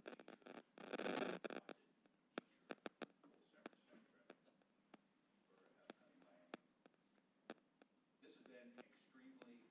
This has been an extremely informative, deep dive. I appreciate the work that's been done here by the library. I appreciate, as always, the support from the Governor's Budget Office. Next, I remind you that on Monday we'll meet at 9. We'll take up I'll call it the GIS program, a substantial part of the work that the library is doing. And then if we have a little bit of time available, we'll have a time for some discussion on taking in what we've heard and whether we think you're adequately funded or not. Sometime next week, we will be taking executive action on the Natural Resource Information System fixed cost rate. I've been tasked to adopt or set the rate. I mean, the recommendation is embedded in the budget, and so we'll have to formally take that action. As for myself, I don't see any reason to reject the recommendation, but we still have to act. We still must act, and Julia will let us know when that time must be. And with that, are there any other questions from members of the committee? Well, we got done by 11, and I even gave it, well, almost by 11, and I even granted a break, much to Representative Keogh's surprise. This meeting stands adjourned. Oh, I'm so anxious, indeed, and of course my vice chairman neglected to hit me in the shoulder.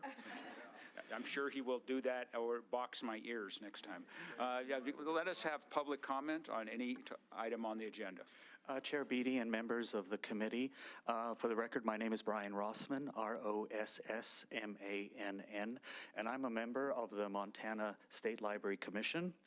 I was appointed by the Commissioner of Higher Education, and by statute, the member representing the Montana University system is required to be a professional librarian and hold a master's degree in library science. So I am the only member on the commission who is a professional librarian, and I think that gives me a unique and valuable perspective. I just wish to state that the state librarian and her staff have my utmost confidence and respect, and I am so proud of the work that they do. And I wish to commend them for their amazing work. I've learned so much over the past 18 months as a commissioner about the incredibly diverse and valuable programs which benefit the citizens of Montana that the State Library provides. Activities which most people would not think are even within the purview of the State Library. Public, school, academic, and special libraries are a critical part of Montana's educational ecosystem, and the State Library is essential in supporting this ecosystem. It is also critical in supporting the work of state government agencies by supporting their information needs and eliminating duplicative costs for information resources. In 2009, the Montana legislature established a statewide resource sharing program, which the state librarian spoke about at length today. And the purpose of this was to administer funds appropriated by the legislature. 15 years later, no appropriation has been made, making this statute an unfunded mandate and deepening the divide between well-funded and underfunded, primarily rural libraries. Centralized administration of information resources by the Montana State Library eases the burden on local libraries. So in conclusion, I would just say that the investment in the State Library saves taxpayers money and improves the lives of the citizens of Montana, regardless of their socioeconomic status or where they live in the state. Thank you very much. Thank you, Commissioner Rothman. Is there any public comment online? Mr. Chair, there is not. Very well. In that case, this meeting is adjourned.